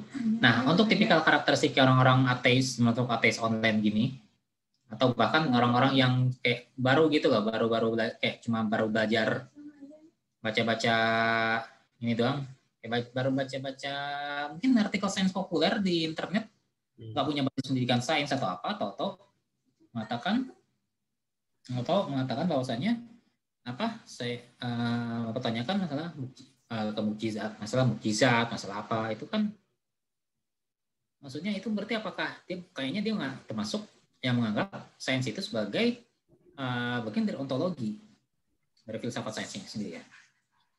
Bagi beginning of everything. Pertanyaannya apakah tepat seperti itu? Ya sebenarnya kita lihat sendiri bahwasanya namanya sains itu adalah objek yang terindra oleh manusia. Gitu, Pak. Manusia. baik secara langsung maupun nggak langsung.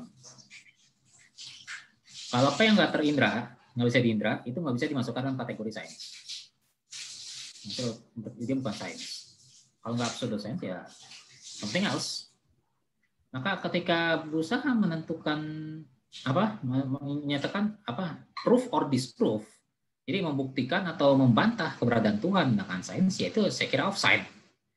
Karena Tuhan itu sendiri bukan berada dalam ruang lingkup yang bisa dipahami, jadi ruang lingkup dari sains itu sendiri berada di luar boundary condition. Nah, Tuhan itu kan nggak bisa diobservasi, karena kalau misalkan Tuhan itu biasa diobservasi oleh manusia secara langsung atau tidak langsung, dia bukan Tuhan.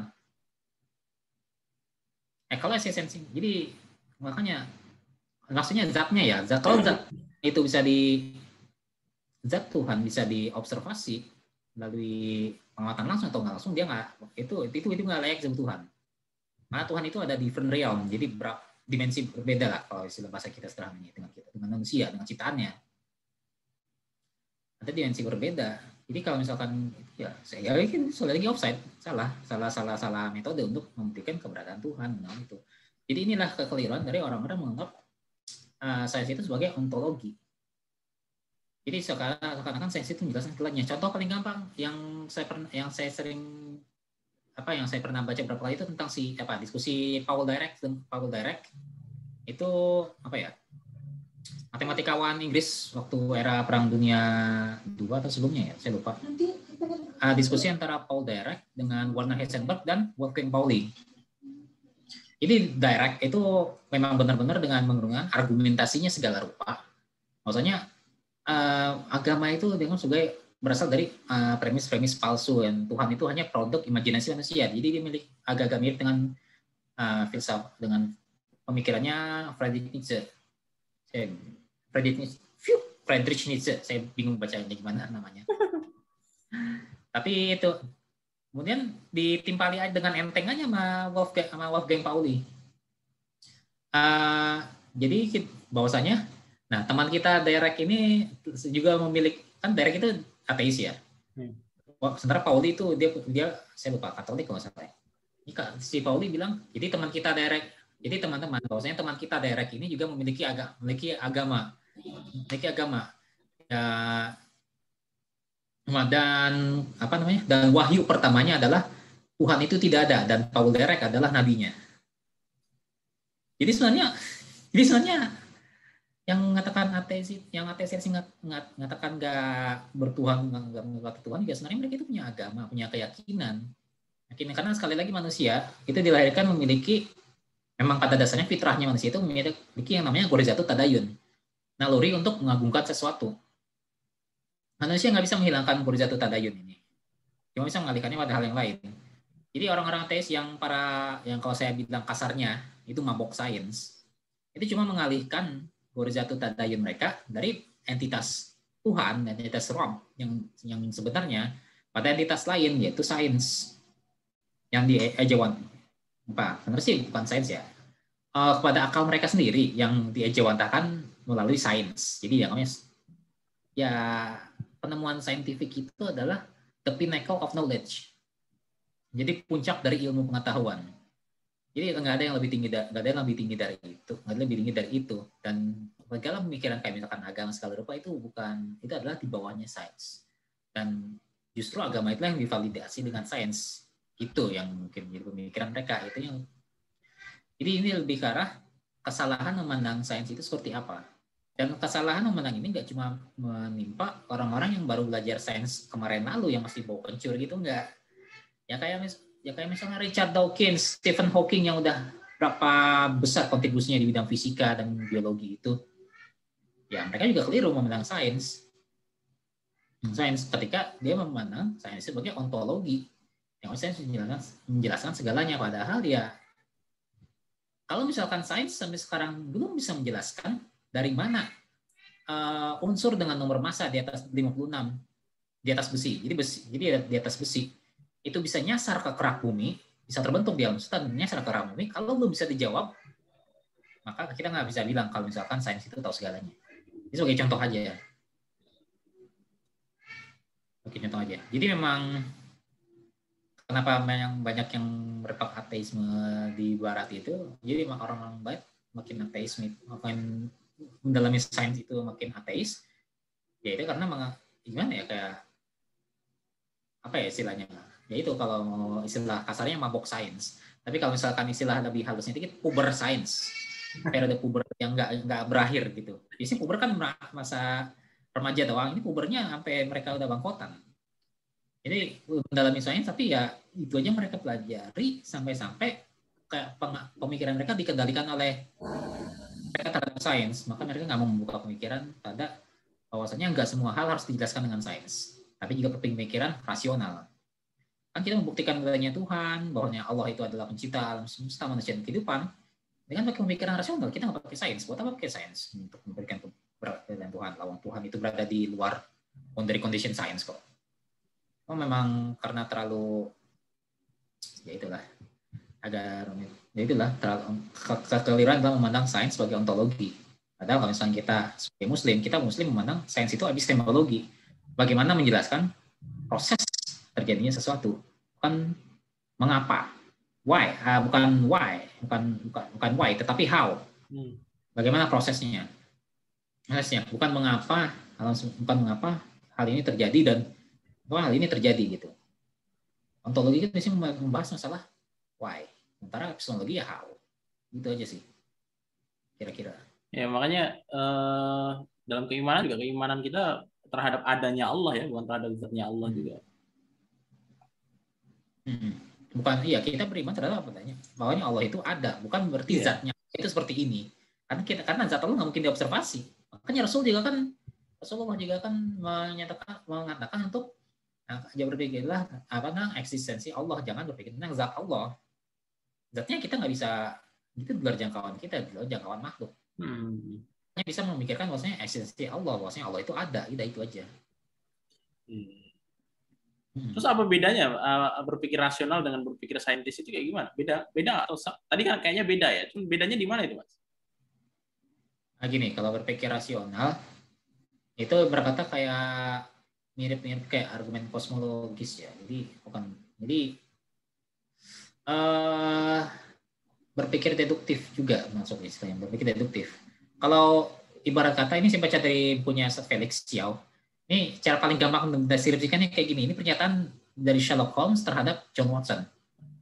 Jadi Holmes bilang, harus berapa kali aku katakan pada Watson, bahwasanya ketika semua hal yang tidak mungkin telah dieliminasi, maka hal terakhir yang tidak tereliminasi, seberapapun mustahilnya hal itu, maka itu pasti kebenaran.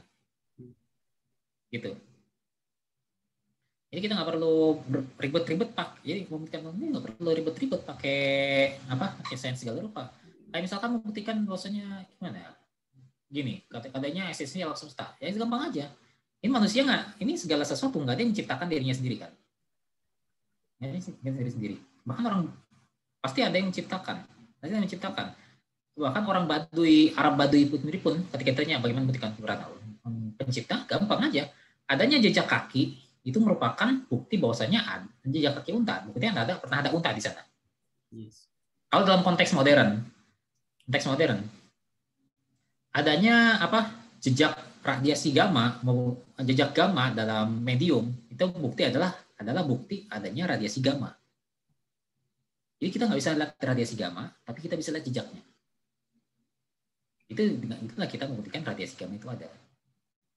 Membuktikan keberadaan Tuhan ya, bahwasanya itu ada alam semesta ini, manusia dan kehidupan yang mana semuanya bersifat lemah, terbatas dan saling membutuhkan. Nggak mungkin sesuatu yang lemah, terbatas dan saling membutuhkan itu bisa muncul dengan sendirinya.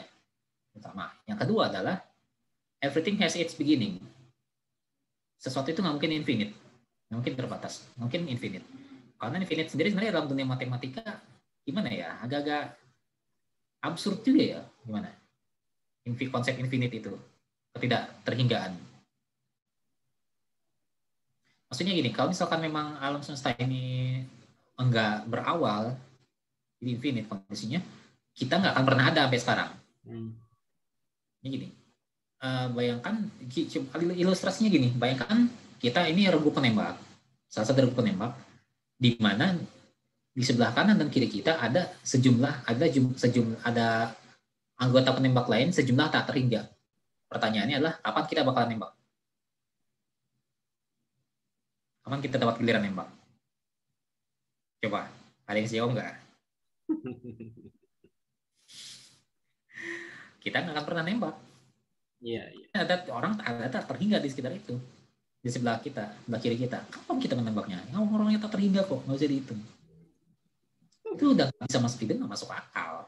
Ini nggak mungkin alam semesta itu nggak bermula, pasti ada permulaannya. Jadi ya, namanya ketika dikembangkan teori Big Bang, ya jadi Big Bang ini menariknya dikembangkan oleh seorang pastor Katolik ya, jadi bukan oleh orang ateis. Teori Big Bang, ledakan besar, itu sebenarnya kan hanya menjelaskan proses penciptaan alam semestanya. Jadi memang alam semesta bermula. Allah kan nggak menciptakan alam semesta ini kun fayakun jadi plok kayak gini sekarang, enggak. Pasti ada prosesnya. Menunjukkan ya mungkin Allah alam kenapa kayak gitu ya, kita nggak tahu alasannya. Tapi yang jelas barangkali hikmahnya, bahwasanya memang segala sesuatu itu nggak akan instan di dunia ini, ya semesta ini pasti selalu diciptakan ada prosesnya supaya orang-orang mau belajar, nggak mau instan gitu. Barangkali hikmahnya bisa seperti itu. Nah, kalau misalkan penciptaan semesta itu sendiri, Big Bang itu sendiri pasti ada mulanya, yang mana sumber energi yang termampatkannya itu yang kemudian berubah menjadi massa. Ini jadi dijelaskan lewat rumusnya Einstein. Itu sumbernya dari mana? Dari mana si bola energi itu berasal? Dari mana? Apakah muncul sendiri? Nggak mungkin kan? Atau dari ketiadaan aja muncul? Kan? Ngapain? Bisa gitu. Jadi lucu orang-orang ateis itu. Mereka menganggap bahwasanya nggak mungkin namanya ini laptop itu muncul diri sendiri, lalu Zoom itu mengembangkan programnya sendiri. Celedai. Tapi kemudian mereka menganggap bahwasanya alam semesta manusia ke depan itu nggak membutuhkan intervensi Tuhan dalam ciptaannya kan. Ya kan, what the hell gitu loh. Kan nggak rasional. Maka yang rasional adalah itu adanya pencipta. Nggak mungkin alam semesta menciptakan dirinya sendiri. Bagaimana menciptakan diri sendiri? Stephen Hawking pernah bilang gravitasi lah yang menyatakan membuat alam semesta bisa menciptakan dirinya. Big Bang bisa terjadi, menciptakan dirinya sendiri. Pertanyaannya, gravitasi itu apa? Gravitasi itu kan efek dari interaksi dua badan materi gitu ya. Artinya badan materinya harus ada. Kalau misalkan gravitasi itu ada sebelum alam semesta berarti gimana ya? Alam semesta itu ada sebelum alam semesta. Bingung nggak? Bingung lagi kan? Nah iya itu. Cuma kan memang gini ya. Ya memang bingung nanti akhirnya motor-motor kayak Ouroboros, lalu bingung sendiri kenapa nggak ada ujungnya. Salah mereka sendiri bikin premisnya ngaco. Itulah kenapa sebenarnya kayak para filosof kayak Nietzsche dan kawan-kawan dan masuk juga para ilmuwan ateis ini, ketika mereka dihadapkan the last improbable thing, mereka itu nggak bisa terima. Ya soalnya menganggap ini cuma kita aja yang belum bisa mencernanya, mungkin ada jawabannya. Mereka cuma denial, mereka nggak mau terima bahwasanya memang ada kekuatan lain yang mengintervensi, yang bahkan yang menjadi sumber dari penciptaan alam semesta ini. Yang artinya kalau misalkan mereka mengakui ada intervensi lain, berarti postulat mereka bahwasanya nggak ada Tuhan itu nggak ada, ya terbantahkan. Itu kalau berpikir rasional. Jadi kalau berpikir rasional itu ya pokok ya apapun yang sangat ya mas gimana ya istilahnya sederhananya berpikir rasional itu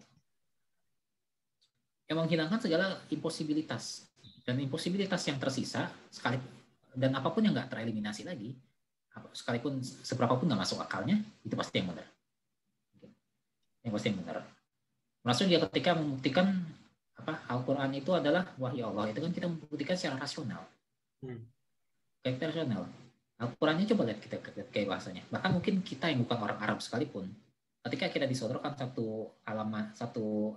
dua teks, katakan yang di atas ayat Al-Quran, di bawah hadis, kita suruh baca dua-duanya, pasti ngerti ada bahwasanya gaya bahasa antara teks Al-Quran dengan teks hadis itu pasti berbeda. Gaya bahasanya, rasanya sensenya itu beda. Memang seni, bukan dalam tanda kutip, seninya itu udah beda antara seni di Al-Quran dengan seni dalam hadis, karena hadis itu perkataan manusia. Perkataan manusia. Kalau misalkan manusia mengatakan satu, mereka punya karakteristik dalam berbicara, dalam menulis.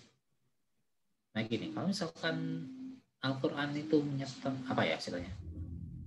Kalau misalkan benar Al-Quran itu karangan manusia, kalau di karangan Muhammad SAW, pasti gaya bahasanya mirip.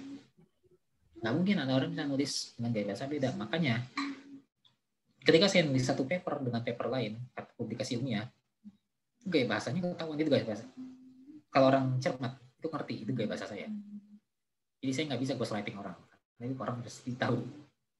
Jadi itu siapa yang nulis. Ya, saya yang nulis pasti orang tahu. Kalau misalnya orang cermat. Gitu. Yang kedua, kalau misalkan ternyata nggak ada perbedaan antara ya bahasa Al-Quran dengan hadis Rasul, artinya itu memang Al-Quran itu karangan Muhammad SAW. Tapi faktanya beda sama sekali, sama derajat. Makanya para penyair Arab yang terkenal termasuk Walid bin Mughirah itu saking itu apa ya istilahnya, Walid bin Mughirah itu kayak masterpiece-nya syair di orang-orang Arab jahiliyah. Dan dia sendiri mengakui bahwasanya demi Allah, ya mereka nggak mengakui Allah sih, cuma syirik, ada syirikan. Ya demi Allah, ini bukan karangan manusia, ini bukan karangan Muhammad. Ketika Walid bin Mughirah yang paling dewanya syair dia tanah Arab, Jazirah Arab itu di Arab, dia langsung ngaku itu bukan buatan Muhammad, nggak mungkin, ini pasti datang dari Allah. Gitu aja. Jadi kalau misalkan ini logikanya gini, kalau misalkan memang orang Arab yang paling ngerti bahasa Arab sendiri mengatakan seperti itu, mungkinkah mengatakan bahwasanya Al-Quran ini merupakan karangan Muhammad? Jawabannya nggak mungkin. Apa alternatif lainnya? Ditulis oleh orang non-Arab. Itu lebih nggak mungkin lagi. Karena Al-Quran diturunkan dalam bahasa Arab. Dan orang non-Arab pada saat itu ya apa mengerti apa soal bahasa Arab? Kalau orang Arab aja nggak bisa, apalagi orang bukan mana? Maka kemungkinan terakhir cuma ya bahwasanya Al-Quran ini benar wahyu dari Allah Subhanahu Wa Taala. Gitu. Nggak ada kemungkinan lain. Kemungkinan apa lagi? Nggak ada. Nah di situ lah mungkin berpikir rasional diterapkan. Kalau berpikir ilmiah itu beda lagi.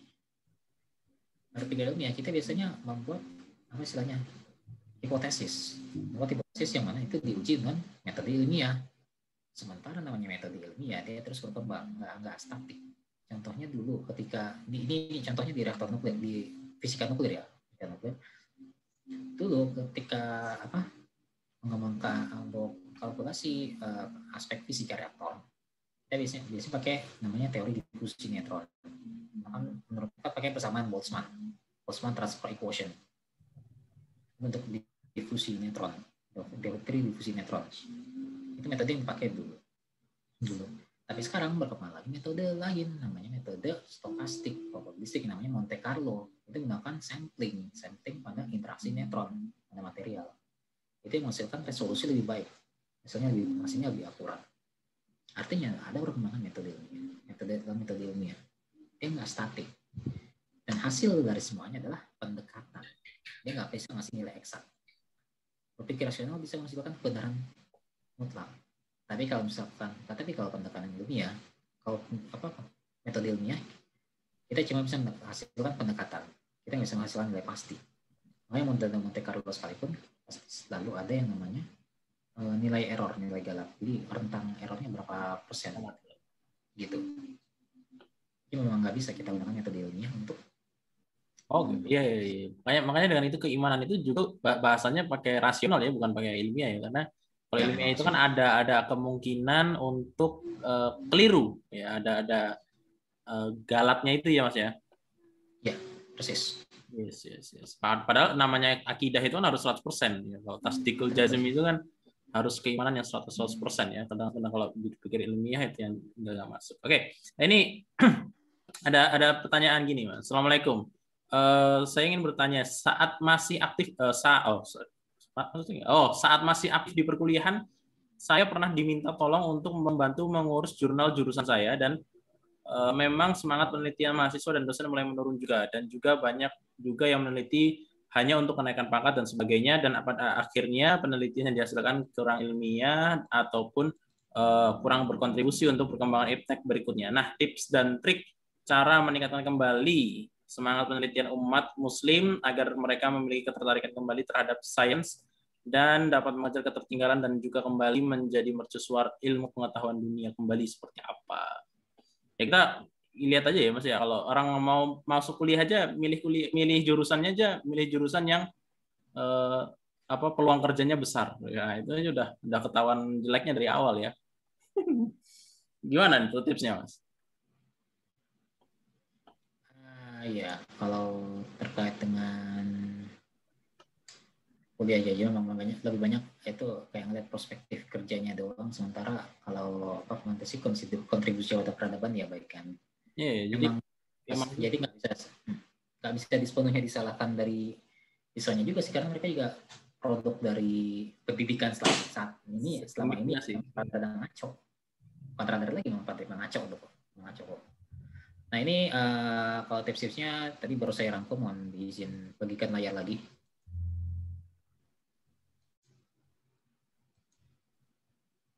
Baru saya rangkum tadi, Nah ini mau saya bikin biar bagaimana. Nah ini tipsnya saya coba rangkum secara individu ya, karena sekali lagi kan saya katakan tadi, kalau misalkan mau itu harus level negara, kalau misalnya mau beneran perubahan secara total. Tapi kalau secara individu gini, paling nggak memang ada yang bisa membantu sih meningkatkan konsensus Islam dalam kapasitas terbatas. Kita nggak bisa terlalu banyak, tapi ya paling nggak ada sama sekali, daripada nggak ada sama sekali lah.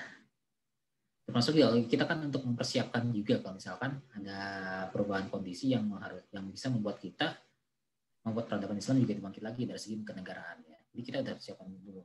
Kayak misalkan dulu Ali bin Abi Thalib itu udah pintar bahkan sebelum Rasul mendirikan Daulah Islam di Madinah. Jadi nggak harus nunggu Daulah Islam ada dulu baru udah pintar kan enggak. Tapi pintar bisa diusahakan dari sekarang. Meskipun memang kapasitasnya terbatas itu dan itu patut diakui. Nah, gimana membantu meningkatkannya? Yang pertama itu memahami dan mengkristalisasi perintah syariat untuk menjadi seorang literat. Sekali lagi, kalau misalkan kita hanya sendiri nggak punya pemahaman, perspektif, mafahim yang bagus, gimana ceritanya kita bisa jadi seorang literat, orang yang peduli terhadap sains teknologi. Maka benar kata Syekh Taqiyuddin Nabhani bahwasanya kita tentunya tergantung mafahimnya itu, terhadap mafahim, persepsinya, perspektifnya. Kalau perspektifnya terhadap ilmu pengetahuan teknologi adalah positif dan kita harus menguasainya, dia bakal termotivasi dengan sendirinya. Nggak perlu motivasi dari luar. Nah gini, kalau saya kan baru mulai kerja di instansi ini 2018 ya. Jadi dan teman-teman dulu yang sesama angkatan saya masih muda-muda, biasanya kan awalnya punya semangat biasa. Sekarang ketika sudah udah 3 tahun berlalu ya, udah 3 tahun berlalu, yang masih punya semangat di bidang nuklir itu paling bisa dihitung jari. Rata-rata udah pada sibuk sendiri dengan urusannya masing-masing dan tugasnya masing-masing, dan ya gimana ya, kayak dibunuh rasa penasaran itu oleh para pegawai yang lebih senior. Gitu. Jadi ya sedikit sekali yang masih, cuma yang masih bertahan itu seperti apa? Karena ngerti bahwasanya perintah syariat untuk menjadi seorang yang literat. Syariat mewajibkan kayak batas, dia mewajibkan untuk berpikir. Al-Quran memerintahkan kita untuk berpikir dengan benar. Orang berpikir dengan benar itu pastilah jadi seorang literat, memahami dan literat itu berarti dia bisa memahami masalah sains dan teknologi dengan baik dan benar gitu. Yang pertama kita kristalisasi dulu perintah syariat ini, kita paham Allah memerintahkan tentang ini dan ini pasti berat, karena Imam Syafi'i itu sendiri jelas yang ya berkata gurunya kita semua itu Imam Syafi'i. Ini kalau pernah menyatakan ungkapan terkenal itu ya, kalau saya tak bisa menahan lelahnya belajar, maka kau akan menanggung lelahnya kebutuhan. Belajar itu capek. Tapi kalau motivasinya karena Allah, karena Allah, itu insya Allah capeknya bisa diatasi. Makanya saya dari lama ini begadang aja terus ngerjain berbagai jenis penelitian.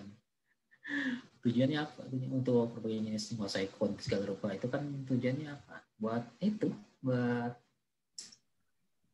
mengembangkan teknologi di bidang yang memang perlu saya kembangkan. Kalau sekedar untuk publikasi ya tahun 2021, saya kalau diem aja nggak ngapa-ngapain setahun, itu paling nggak 3 sampai 5 karya tulis ilmiah bakalan terbit di jurnal nasional, internasional maupun internasional dan proceeding. Sampai saat ini 2 udah terbit. Enggak, satu udah terbit, bentar lagi 2 karya tulis ilmiah saya. Jadi tinggal diem aja kalau cuma bilang, berarti dia udah ngapain saya kerja. Tapi kan nggak gitu. Saya tetap perlu riset karena memang ada hal-hal yang perlu dikuasai oleh kaum muslimin dalam berbagai aspek teknologi. Kalau saya fokusnya di teknologi reaktor nuklir, gitu. Yang lain mungkin punya fokus lain, nggak masalah. Yang penting paham perintah syariat itu untuk menjadi seorang yang literat dan jadi orang yang bermanfaat bagi yang lain. Karena kalau manfaat yang memberikan manfaat, yaitu memberikan impact pada sains. Jadi jangan anggap bahwa saya memberikan, ketika dikatakan oleh Rasul khairunas anfa'uhum linnas, itu bagi orang bermanfaat cuma secara fisik. Maksudnya kita banyak, kalau misalnya orang kesulitan kita bantu dana seluruh enggak cuma itu. Bahkan dengan kita memberikan impact pada perkembangan ilmu pengetahuan dan teknologi, itu merupakan untuk bermanfaat bagi manusia lainnya. Gitu loh. Nah kalau misalkan berikutnya itu kita mulai jadi muslim yang literat. Kita rajin baca, berpikir, diskusi, dan topik-topik sains dan teknologinya. Gitu. Kita rajin baca, rajin mikir tentang ini, lalu kita diskusi dengan orang-orang yang paham gitu. Bang, sampai akhirnya kita mengerti tentang topik-topik yang seharusnya kita kuasai. Gitu. Belajar rajin baca dulu. Kalau misalkan nggak mungkin seorang jadi literat tanpa dibaca. Ayat pertama yang diturunkan pada Rasulullah, ayat Al-Quran pertama, Iqra, bacalah. Meskipun nggak harus baca buku sih, maksudnya dalam ayat itu memang nggak harus baca buku. Cuma kalau misalkan pesannya itu ya membaca ini bacaannya dulu yang benar. Karena rajin membaca. Kalau kita nggak membaca, kita nggak akan tahu topik apa yang dibutuhkan, yang perlu untuk dikuasai umat Islam saat ini. Kalau kita nggak tahu topik-topik terbaru di dunia pengetahuan, dan bisa jadi bahkan kita cuma menduplikasi sesuatu yang udah ada. Terus ngapain kita cuma menduplikasi doang? Validasi juga. Terus apa kontribusi terhadap sains? Nggak terlalu banyak kan? Makanya kalau saya tipikalnya adalah kalau di fokus penelitian saya itu kayak berkata desainer sistem daripada analis metode. Jadi kalau misalnya beberapa teman lain kan banyak yang main di analisis metodologi nuklir. Entah itu masalah ya itulah pokoknya. Metodologi analisis nuklir ada banyak. Tapi kalau saya nggak tertarik di sana, saya lebih fokus soal desain karena desain ini yang saya kira paling krusial dalam teknologi energi nuklir untuk dikuasai oleh umat Islam. Makanya saya fokus di sana. Rajin baca, pikir, diskusi untuk topik-topik tertentu. Makanya saya juga tipikal orang yang agak barbar menyerang energi terbarukan itu karena saya mikir dan saya diskusi juga dengan orang-orang yang terlibat di sektor energi. Itu. Jadi nggak sekedar mentah-mentah argumentasi bahwasanya energi nuklir dan terbarukan bisa berdampingan, enggak juga. Saya juga awalnya mikir gitu, cuma saya pelajari makin pelajari, saya mikir nggak bisa. Gitu. Menemukan kecintaan terhadap sains dan teknologi, ya ini langsung motivasi sih. Motivasinya mungkin terkait dengan kristalisasi perintah syariat ini lagi. Maksudnya syariat memerintahkan kita pada itu. Memang kalau misalkan sesuatu dikerjakan tanpa ruh itu memang nggak enak ya, nggak ada ruhnya itu nggak enak. Jadi mesti paling nggak ya itu kalau nggak ada ruhnya nggak enak. Paling nggak kalau misalkan mengerjakan ya cintailah apa yang kita kerjakan gitu loh. Kalau misalnya dalam dunia peristrian, mohon maaf Bung Dika, kadang-kadang ada yang berpendapat cintailah siapa yang kita miliki, bukan miliki siapa yang kita cintai gitu. Agak-agak mirip konsepnya. Jadi siapa yang kita miliki itu kita cintai gitu. Jadi bisa dua-duanya. Mungkin kita mencintai dulu baru memiliki, atau memiliki dulu mencintai, nggak masalah. Yang penting kecintaannya itu konsisten gitu loh. Membangun jejaring dengan sesama muslim ya, yang bukan muslim juga boleh kok, nggak masalah. Yang memiliki passion dalam bidang sains dan teknologi. Jadi ingat loh, jejaring itu penting karena kadang-kadang kalau kita sendiri kita futur. kita putar, lemah, lelah, hilang semangat. Kayak dakwah aja kalau misalkan sendirian kan suka futur. Makanya perlu ada jamaah bergabung dalam jamaah dakwah. Jadi benar-benar kalau dengan hal sains dan teknologi ini, kalau kita membangun jejaring sama mesti punya passion di bidang yang sama, itu kan bisa membantu kita menjaga konsistensi kita di bidang tersebut, bahkan kita bisa membuka ide-ide baru untuk dikembangkan dalam pengembangan sains teknologi untuk kepentingan untuk kepentingan umat Islam ke depannya. Kan sekali lagi koordinasi dan awareness gitu. Lalu peduli juga ternyata meningkatkan literasi umat dan bergerak untuk memperbaikinya. Jadi kita nggak cuma kita melihat literasi umat itu jelek, kita nggak diem aja. Kita peduli. Kita pertama minimal itu peduli dulu. Oh ternyata literasi umat ini jelek nih. Kita berapa? Yaudah. Gimana caranya kita memperbaiki? Tapi literasi saya juga jelek. Ya sambil jalan kita memperbaiki diri sendiri. Kita bantu juga mengingatkan orang untuk memperbaiki literasinya. Kurang lebih gitu. Wallahu a'lam. Iya. Ya, apalagi kalau kita lihat kan sebenarnya ini juga ya, bahwa kalau kita lihat sains peradaban Islam yang kemudian sangat maju itu juga dibangun dari semangat bahwa memang kebutuhan kaum muslimin terhadap sains dan teknologi itu berkembang. Jadi kalau sekarang udah mundur lagi ya gimana ya? Oke, next lah. Assalamualaikum, saya mau bertanya. Tadi di pembahasan menjelang akhir yang berkaitan dengan belajar ilmu-ilmu dengan belajar Al-Quran, di situ dinyatakan kalau tidak memiliki semangat berilmu, artinya juga mengabaikan perintah Al-Quran. Masalahnya, kebanyakan orang hanya membaca Arabnya saja tanpa membaca arti, bahkan membedah isinya, sampai mengaitkan dengan ilmu terkait.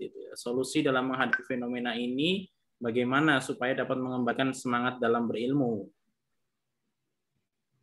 Ya kita lagi semangat menghafal itu, terus kemudian tadaburnya juga masih kurang ya. Gimana Mas? Ya kalau tren sekarang itu kan yang memang kelihatannya lebih banyak masalah menghafal Quran ya daripada menjadi memahami Quran. Misalnya saya nggak mau menyalahkan amat. Cuma saya agak concern ya itu benar sih concern masalah itu. Jadi lebih banyak menghafalnya daripada menghafal Quran. Oke, hafalan Quran bagus, tapi apakah fundamental lainnya juga terbentuk dengan baik? Dia nggak usah jauh-jauh masalah sains lah, masalah akidahnya sendiri apakah akidahnya itu terbentuk dengan baik, atau apakah ketundukannya pada syariat itu udah linear dengan hafalannya terhadap Quran. Yang sampai ketika Quran hafal tapi pas ngelihat tahwat berkerudung lebar langsung jelalatan matanya kan what the hell. Yang ngerti nggak maksudnya ayat tentang menentukan pandangan gitu. Artinya kan memang cuma dihafal doang, tapi dipahami nggak? Itu masalah. Memang ya, apalagi yang memang sekedar tilawah doang, baca doang, nggak pakai artinya, nggak paham bahasa Arab juga. Oke, memang berpahala, nggak salah dengan tilawah Quran, cuma nggak kurang produktif lah ya. Ketika tilawahnya itu kurang produktif ya kan agak disayangkan juga. Memang pelajari tentang motivasi syariat tentang ayat itu. Nah, itu. Misalkan yang sering dikutip oleh Profesor Fahmi Anwar tentang itu ya, tentang motivasi untuk mengembangkan sains teknologi. Apa ya istilahnya? Siapa di surat apa itu namanya itu ya?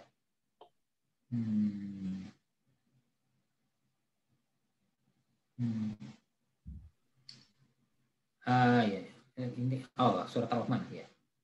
Saya lupa teks Arabnya, tapi inti dari itunya adalah kayak tantangan terhadap jin manusia untuk menembus langitan bumi.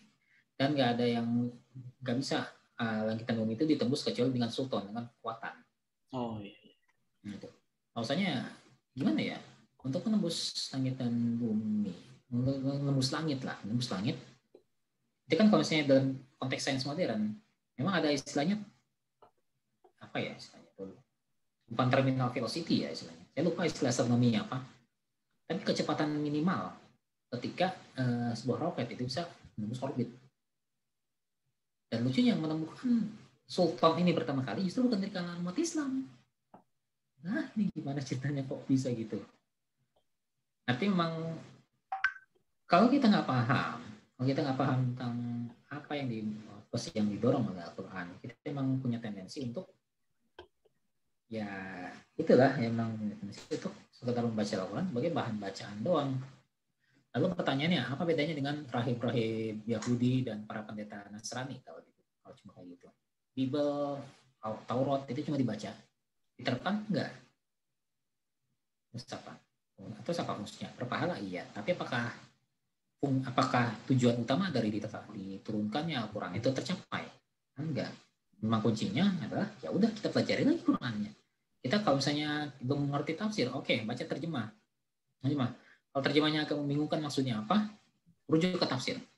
Tafsir gitu. Itu pertama kita memahami. Dan kita pahami juga bahwasanya memang banyak sih ayat. Kayak tadi saya udah kutip beberapa ayat itu tentang apa? Serang itu apa? Ciptaan langit dan bumi itu perputaran siang dan malam.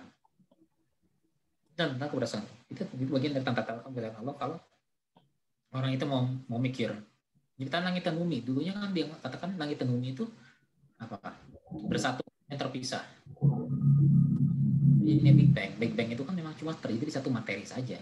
Kemudian baru dia meledakan, terlalu terpecahlah antara materi biasa, materi yang kita solid gitu, gas solid, dan kemudian membentuk planet dan bintang dengan materi gelap.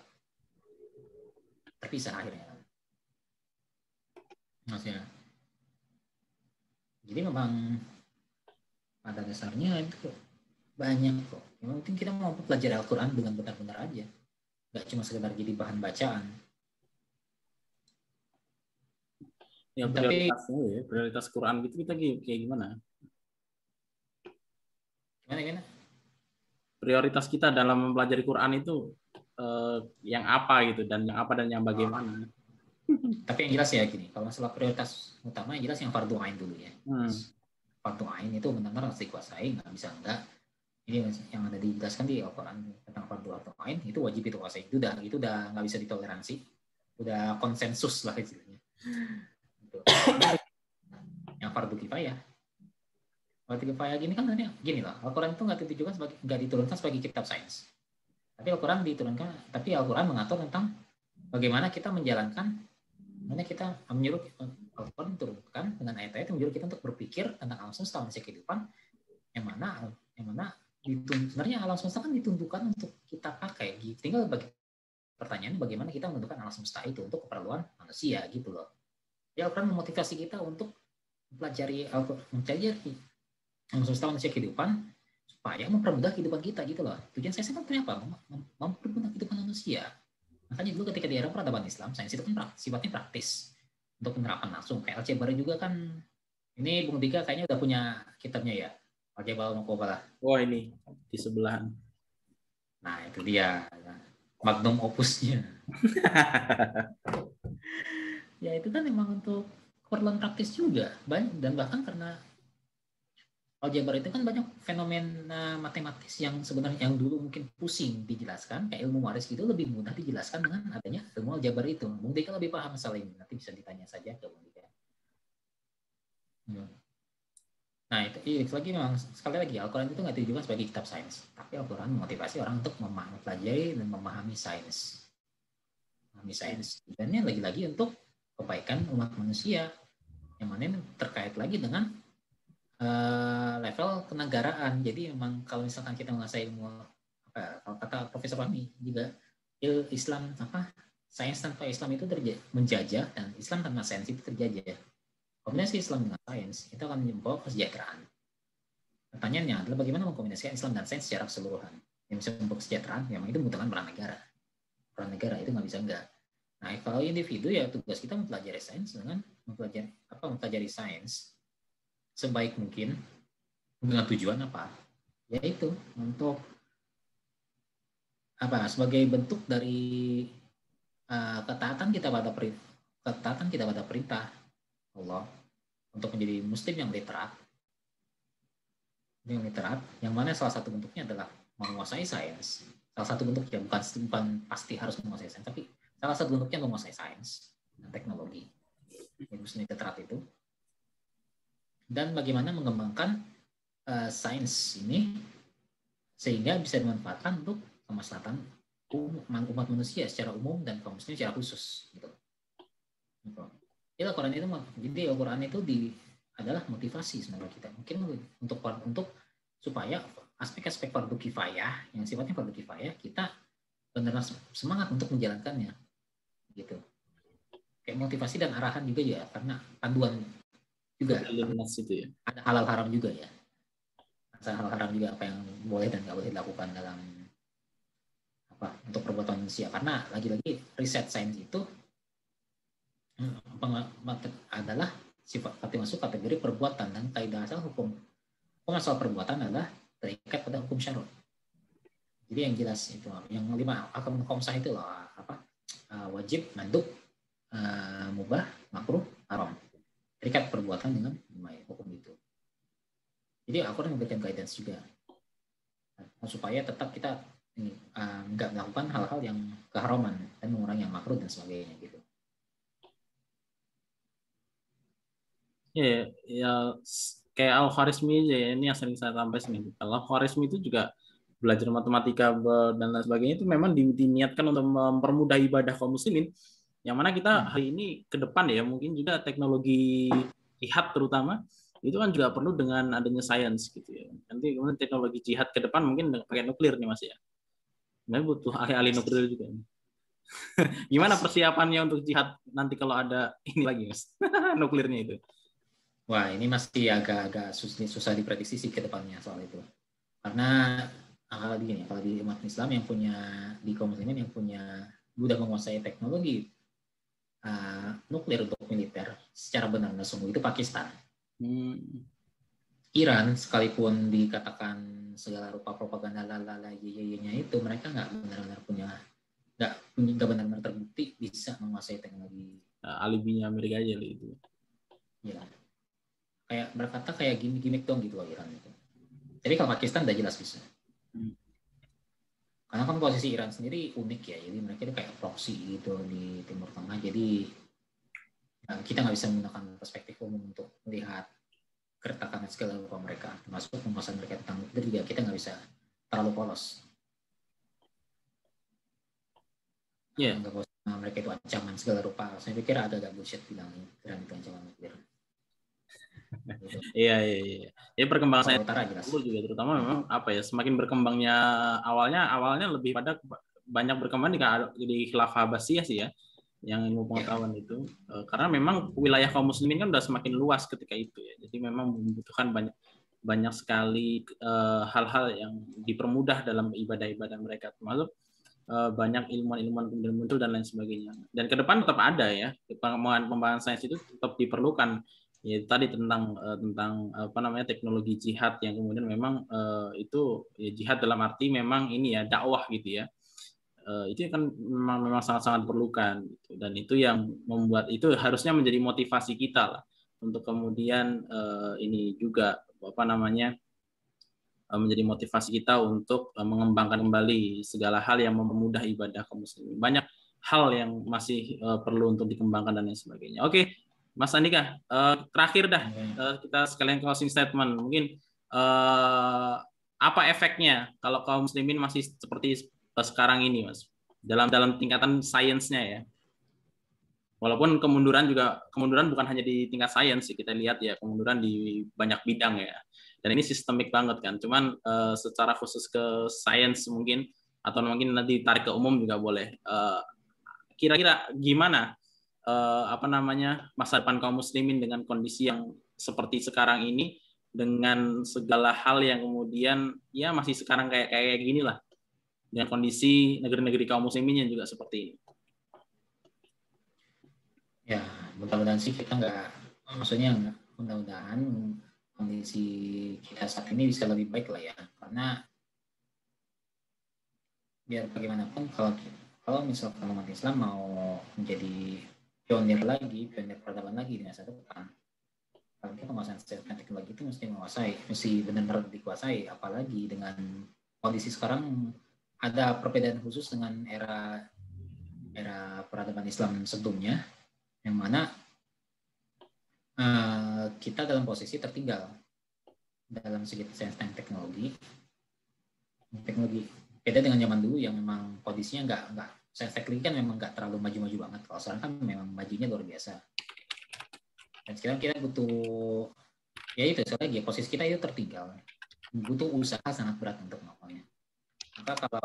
Maka perlu diusahakan bagaimana ceritanya sebisa mungkin dengan kapasitas kita yang memang nggak terlalu banyak ini, yang memang cukup terbatas, untuk bisa membantu rasanya, membantu membangkitkan literasi umat Islam, literasi sains umat Islam gitu.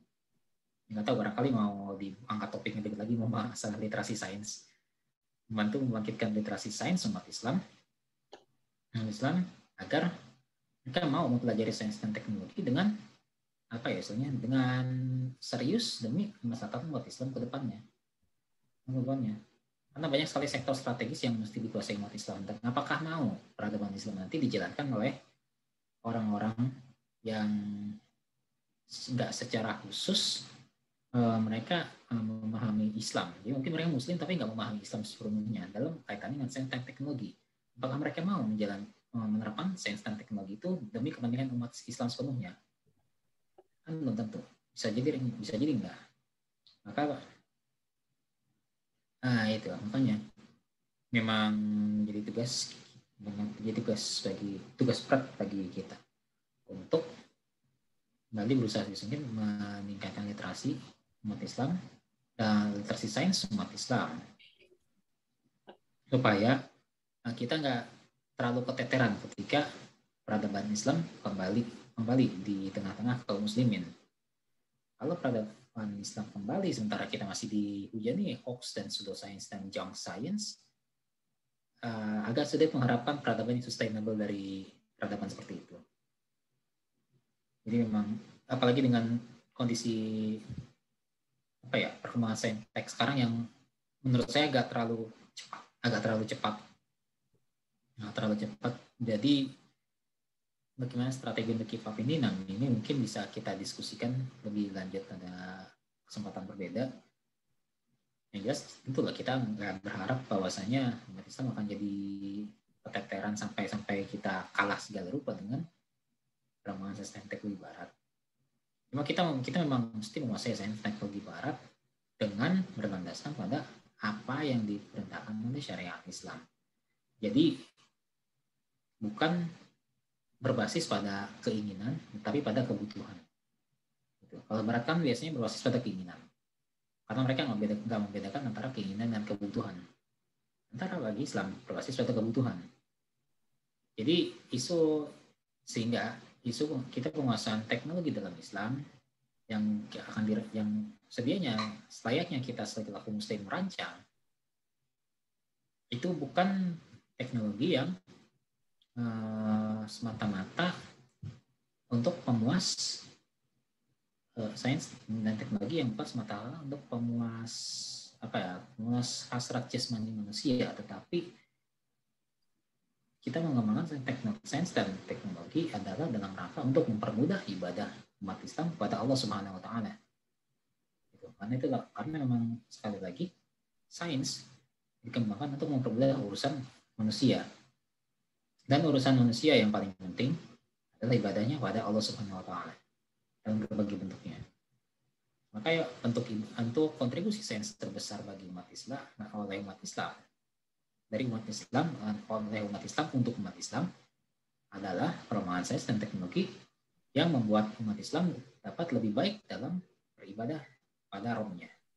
Wallahu a'lam bishawab. Oke, thank you Mas Andika. Ini aku ini nanti kapan-kapan dijadiin ya podcast yang tentang nuklir itu tadi ya. Gimana ya. Ya diatur. Agak ya diatur aja. Mau Ramadan. Kalau bisa setelah UTS ya.